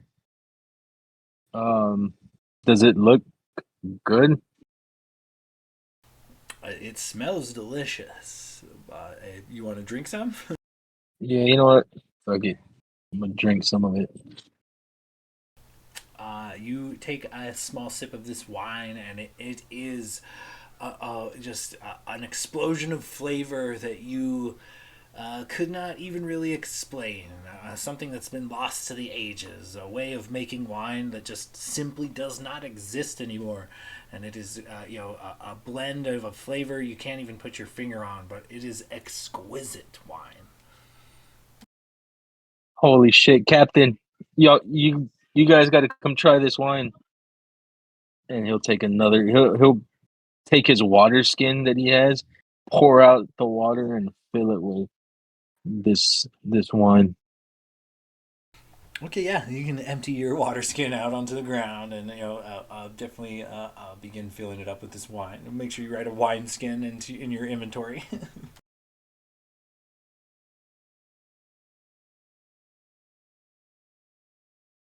Renwick would definitely go over, and if he's tried it and nothing's happened, then he could use a drink. Okay, yeah, you make your way over to Logus, who's eagerly filling up this wine skin, and as you kind of approach, you can smell this like sweet and sticky flavored wine, and just the smell of it is like a pleasant aroma. It's definitely, without even tasting it, you can tell this is some really high quality stuff. Oh, great! I have 2 water skins from back in Hotma, so I have 1 water, 1 wine. Well, boys, I'd say we count our blessings and consider that this room hasn't tried to kill us yet. Move on to the next one. Did you try this wine, Captain? I've never tasted anything quite like this. This is amazing. Well, I had myself a bit. Unless anybody else wants to keep peeking around this room. Though, probably best we keep moving. Logus will take the wine skin back. Gladiator Blade, y'all have to try this. This is simply one of the best wines I've ever tasted. Glitter walks up and do I have any sort of water skin? I feel like I do. I do have a water skin. That water skin's probably been emptied by now. We got 2 when we were traveling through the desert of Hotma. And Glitter fills a water skin with a wine and maybe takes a couple sips and refills it. That's a damn fine wine there. Let's save this for later. You can come back and take the whole barrel.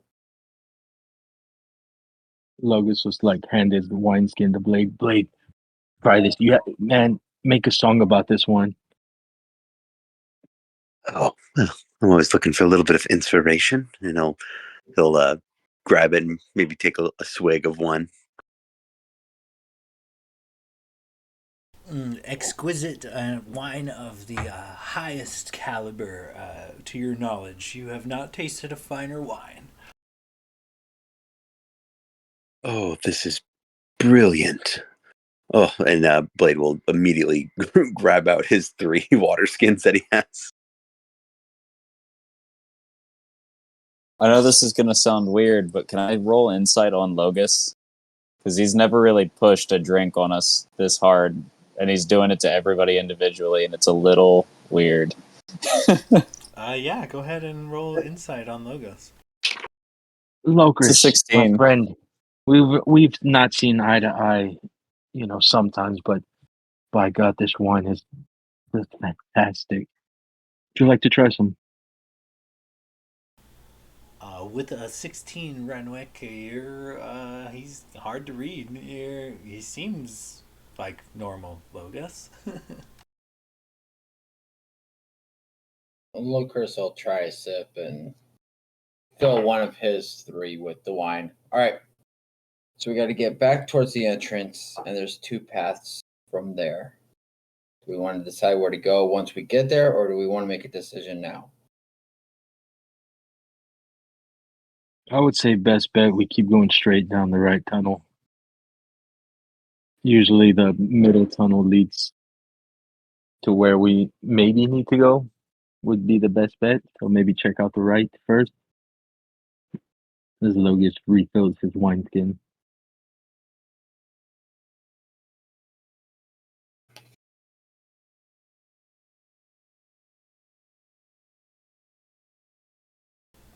As you guys kind of go about filling your wineskins, go ahead and give me some perception checks.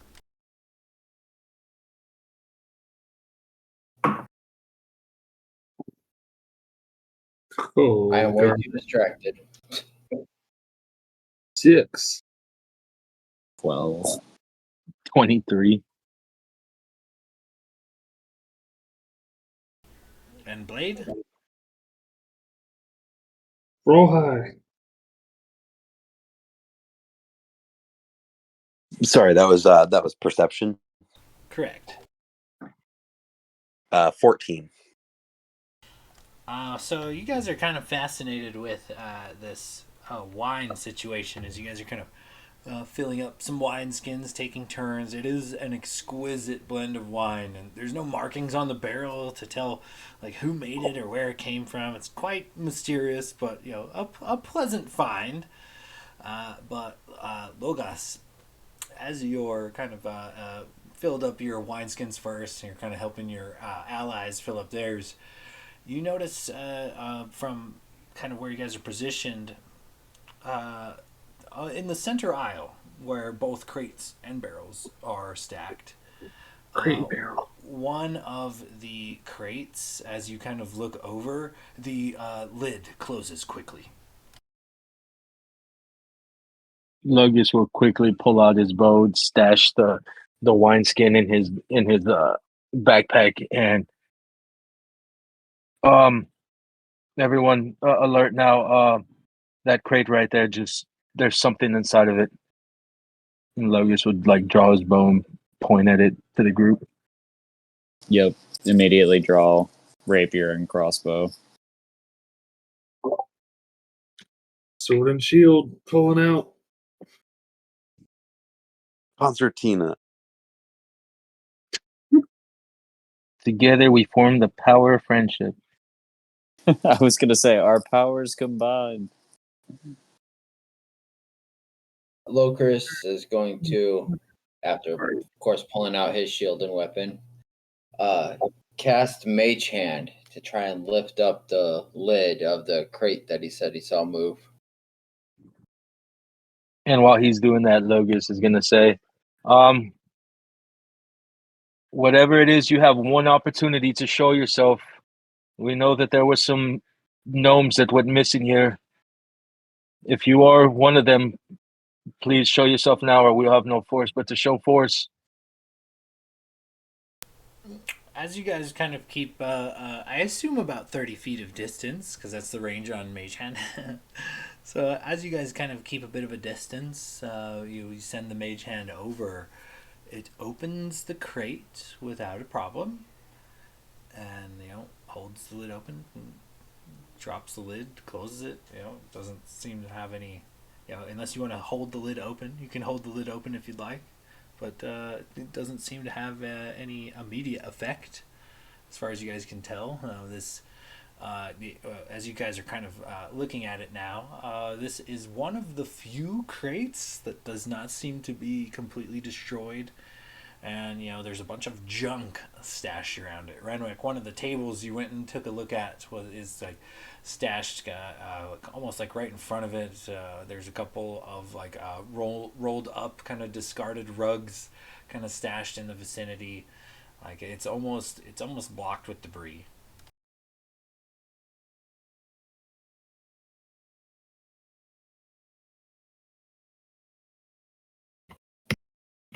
All right, But since from 30 feet there seems away, to you be can't nobody. see in. That was the point. 30 feet away, you've opened the box, but you can't see in it from that far.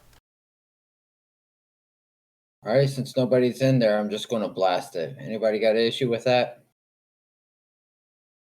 Gave them the opportunity to show themselves. I mean, we can't risk it here.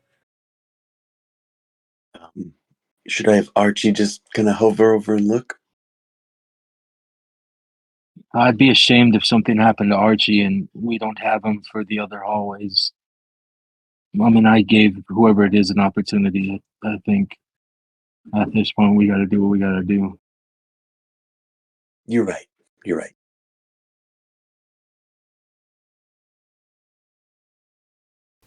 Okay, so what do you guys do from here?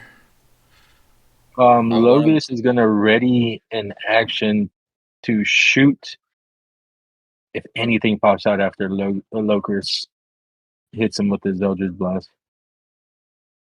Anything, Shoot two anything. Eldritch blasts on either side of it, trying not to hit the crate directly, but right next to it. And let me specify anything that seems dangerous or aggressive. Logus will immediately let out some arrows. Okay, Locris, as you kind of blast the surrounding crates into smithereens, they're not in the best of shape, and they crumble immediately, dumping their contents onto the ground. But most of which is, you're not even sure what it was, because it's so dilapidated and decayed.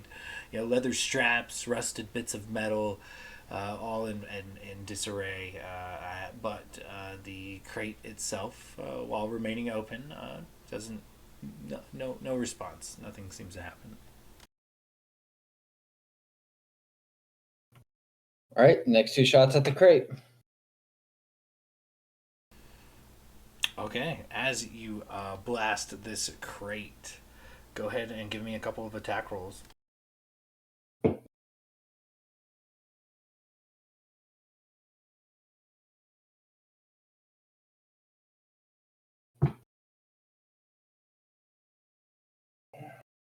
What is my spell attack? 25 and 27.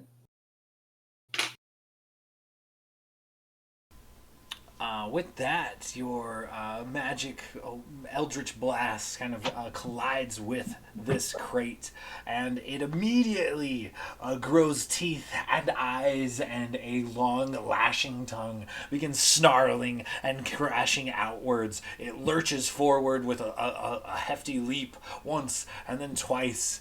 Coming out of its hiding place, you seem to have discovered a mimic. And at this point, we'll probably roll initiative, but as it's a bit late, we might have to continue this next session, fellas.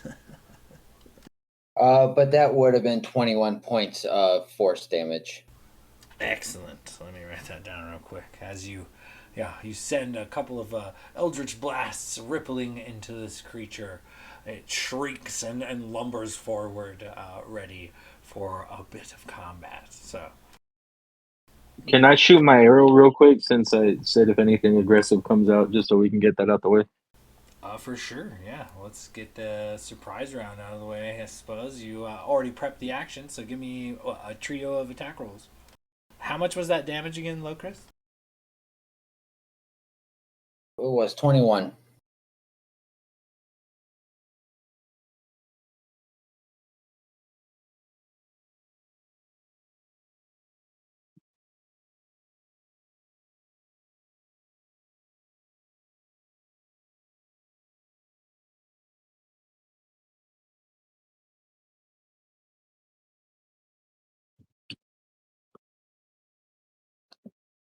Okay, first one is a 23. Second one's a 22. And the last one is a 18. All of those hit. Okay. First one is 13 points of damage. Second one is another 13 points of damage. The last one is 10 points of damage.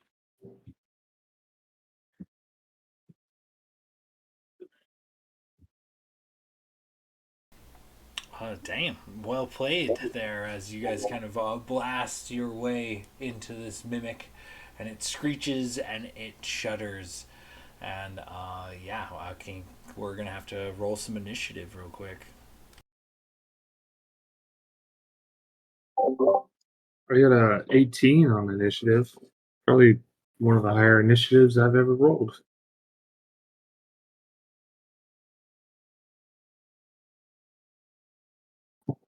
Normally roll dog shit on initiative. I got just a rolled my- dirty 20. I just rolled my second natural 20 on D&D Beyond for a 20 and a total of 29.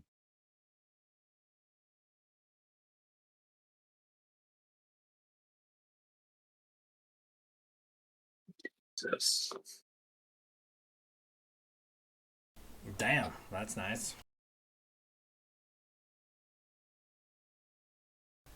I got 29, 20, 18. Where's Blade and Locris at?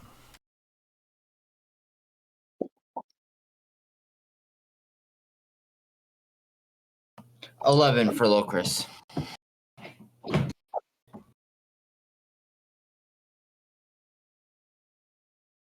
Um, 14 for Blade. But I also, I think, roll initiative for Archie as well. Okay, yeah. I think it shares initiative, doesn't it? That was my next question because I thought it rolled separately, but I think it would be way easier if it just shared it or like went after me.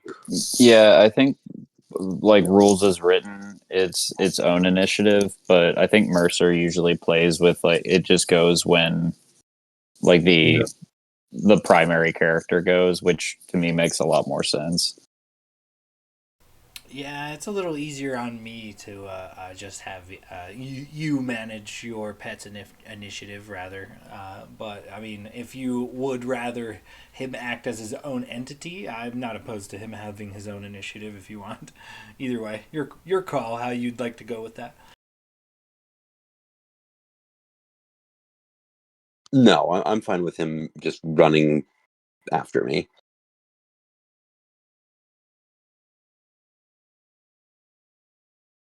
So 14. All right. So with that. This mimic is looking in pretty rough shape already. It's like lurching forward, chomping, baring its teeth, kind of lumbering slowly down this long kind of alleyway.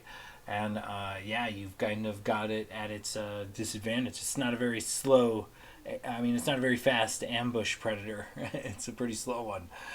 That being said, I rolled. I'll reveal my hand here. I rolled a nat 1 on his initiative, so he's for sure going last. Logos, you're first to act. Okay, I'm gonna haven't used this in a while, but I'm gonna bonus action Hunter's Mark him. Okay, nice.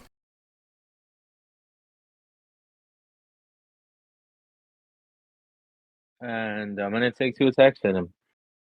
First one is a 17 to hit. Hits. Second is another 17 to hit. Still hits. Okay. So the first one is, let me roll this out. First one is 7 points of damage with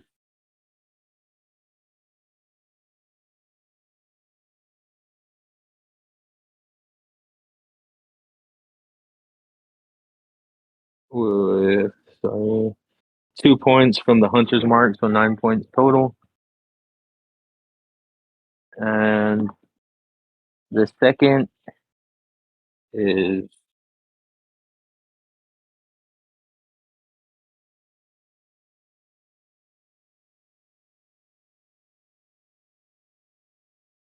the second is 12 points plus 2 from the hunter's mark for 14. So it was 7 and 14. Logos, tell me how you finish off this mimic. So Logus, like, never seen a mimic before, is like expecting a brutal fight, and he's just launching arrows at this thing and kind of backing up, and everyone back up, this crate just came alive, and he's just launching arrows at it, and he doesn't even realize that it's already dead. And he's like, look, I think it's going back into its hiding form. It's not moving no more. And he's just like, he launched off like 5 arrows at it before he finally realized it wasn't moving because it was dead. And as this crate-shaped creature kind of takes the several more arrows, it fails to hold its like shape together and just kind of becomes like a blob of goop on the ground, no longer moving, no longer a threat. But as this thing kind of breaks down to this amorphous blob, it lets out a high-pitched screech, a little like almost like a squeal or a whistle, and you hear from somewhere within the room several of these little high-pitched squeaks, little high-pitched whistles call back. And that is where we're going to have to end our story for the day, fellas. Sean said, "You killed my fight too quickly. I'm gonna throw a few more of these bitches in." A lot of mimics through the door. Oh, jeez. Safe to say the Allcaster isn't in here. I'd say we just fucking book it. The Tarask shows up. No, I'm just kidding. Yeah, I mean, there's no loot in here. Oh, But at there least is we got some some fine nice wine. wines. Yeah, at least we got some good wine before we die. Hell yeah. Oh, Gonna be man. fun for later. What was that? So it's gonna be fun for later because mimics are they're the ones you attack from a distance. They got nothing with range, but you get up close and they'll slice you up. Not to mention, I'm pretty sure you might be the slowest party member, and we don't have to be fast, just faster than you. Good point. Jesus. Don't you have like 25 movement speed? Yeah, but I can bonus action dash, so when I combine all my actions together, I can actually sprint pretty fucking quickly. Well, shit.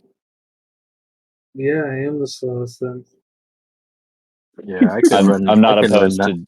Yeah, I'm not opposed to just running out of this room when we adjourn next week, hopefully. Yeah, I can run 90 feet in one round. I can go 60. I'll just dimension door back to outside the temple. Nope, fuck it. So Chris, we can go back and get all the loot. Yeah, they didn't. Nobody else made it. Yeah, I'm just gonna hold on to Locus's sleeve the entire time. Take me with you. Locust teddies, you guys. That'd be great. Yeah, I can tell we're all super nervous going through this dungeon. We got one hallway down in like 2 hours. I know, man. Nervous. There was a lot of insight checks going on. You guys cautiously approach. That's good. That's good. I mean, I to be somehow fair, the became- door closed behind us, and at the very entrance of this place was a self-resetting trap that incinerates you. So, like, I think we're taking the appropriate amount of caution. And I literally set off 2 traps with my face. Yes, you did. I mean, if we keep going at this rate, we'll clear the dungeon in 2 more sessions. 1 session per hallway. I mean, Sean did say he was expecting it to last anywhere from 1 to 3 sessions. I mean, if you guys got lucky, picked the right hallway, the right situation happened, you guys could have potentially got to the Allcaster in 1 session, but I didn't think it was very probable. Knowing you guys, I figured, it's going to be, at least 2 sessions, probably 3. Yeah, in Also, hindsight, we were like, oh, a bunch of people died down this hallway. Let's go down that hallway. Pretty fucking stupid. Well, I So- mean, they died trying to get to where we were trying to get to. So, Yeah, like, it doesn't make it I thought the it made wrong sense. way. Like, they might have known something we didn't, and that's why they went this way. Maybe that's why it was so heavily booby trapped. It was the right way. and Yeah, even all if this delicious wine. sorry, even if we found it in the first session, like we probably still would have explored the rest of the dungeon. Like we could have found the Allcaster in the first 5 minutes of the dungeon, and we still probably would have explored the rest. Oh, At least 100%. a We little have to bit. catalog this. Definitely. We want access to those fucking gnome tinker like projects and stuff. So Want my own automaton. I also want Yeah. the gun. I want the way to have a crab familiar and a crab automaton. And a Just- donkey. that and would a be a fantastic. donkey automaton and a crab Oh, familiar. that would be With pretty a- sick. A donkey automaton with a crab on its back. Hell yeah, dude. You could turn it Dude, into a Crawford. battle mount. And the crab It would claws be are the incredible. controls. Oh yeah. I really man. don't know why, like, in the moment I took Logos down such a weird fucking path with the feet. Yeah, was You have gotten dove weirder deep and into weirder. the whole feet thing. You've become that guy in the party, and Yeah, I'm 'cause, kind of like, here for it. my whole character, like, he's a good little elf boy. It's just, the guy who controls him is a real fucking weirdo, though. Your good little elf boy's turning into an alcoholic by hanging out with pirates. An alcoholic that's carrying a foot, and oh man, Foot fetish. You're a good little elf boy who's just open to all these new experiences that he's experiencing, including feet and sturges and that's not raised canon. army of frogs. He's just very curious and somewhat charismatic. I mean, that's who Logos is. I can't fault him for that. He's into It's where the character takes you. You know? Halfway through, I'm like, man, this got fucking weird, dude. What is going on? Why is Halfway through, you're halfway through. this foot? Once I put the toe in the mouth, I was like, yeah, I'm gonna do the foot.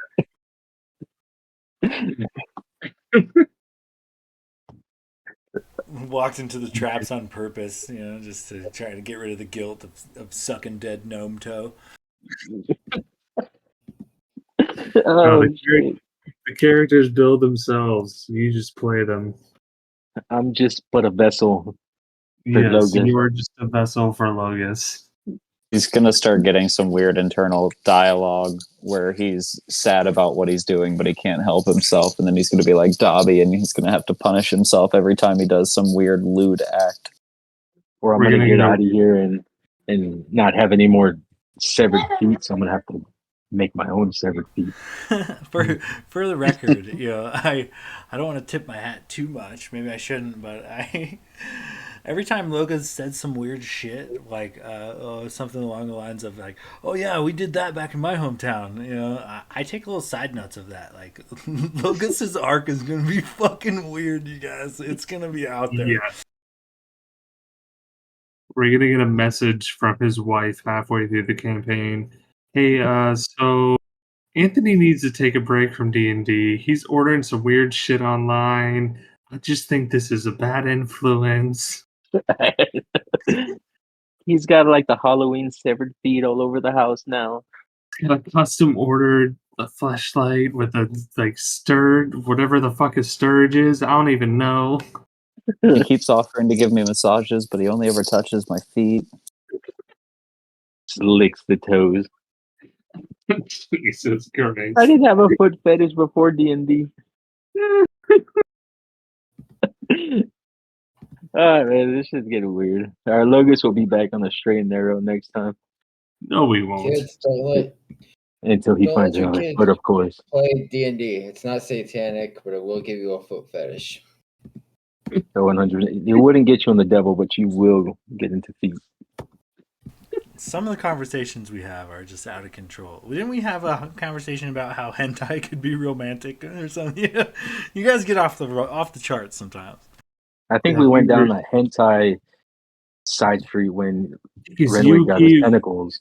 Yeah, you gave Dakota a tentacle hand, and then we went on a hentai ring, and then there was Yeah, talk yeah. about Dragonborn reproduction system, and then that evolved into trying to figure out if Glader had a penis and how big his penis was.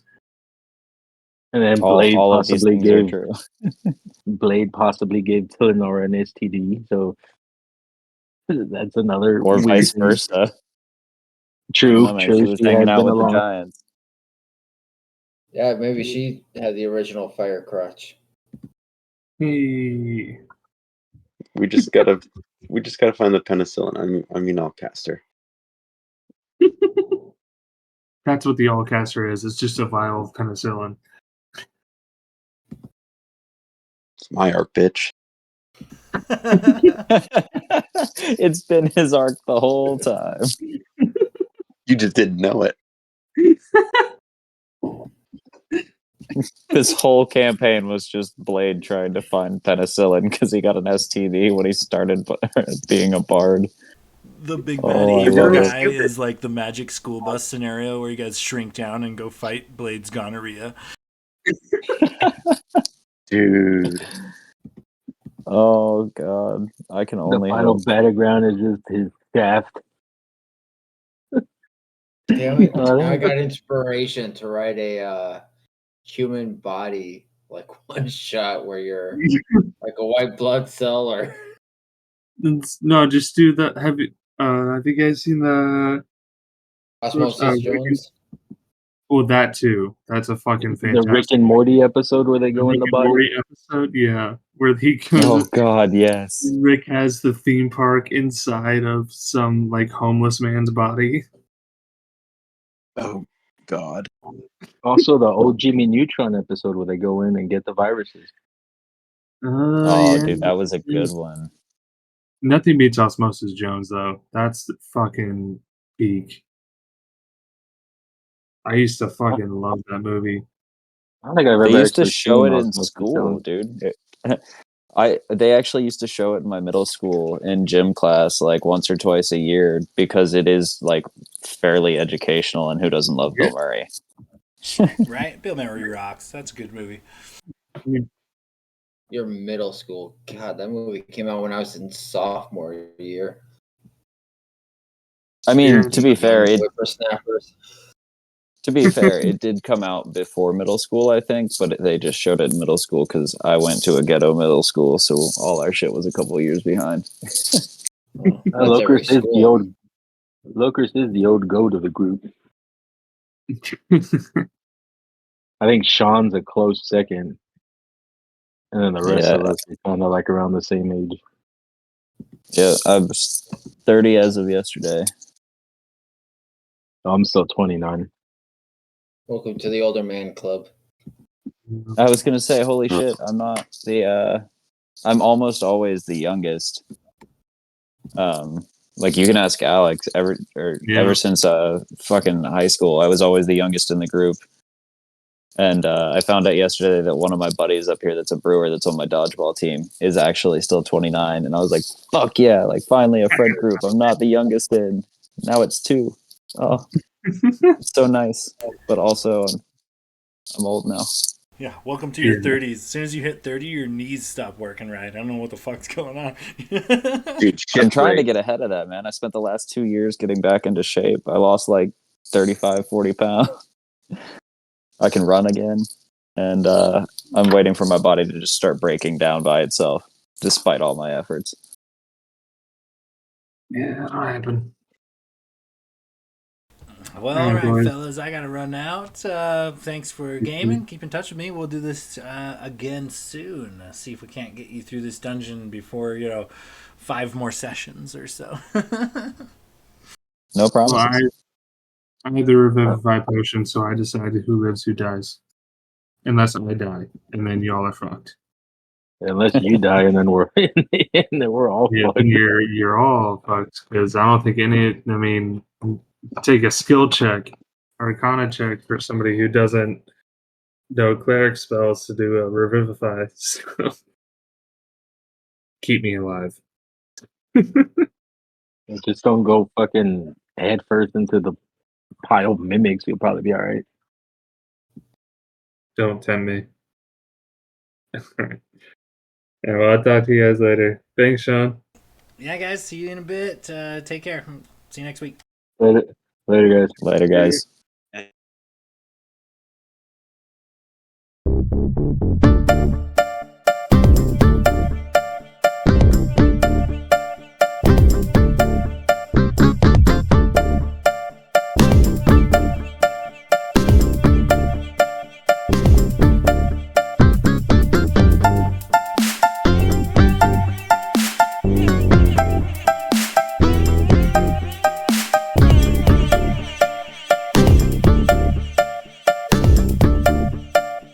you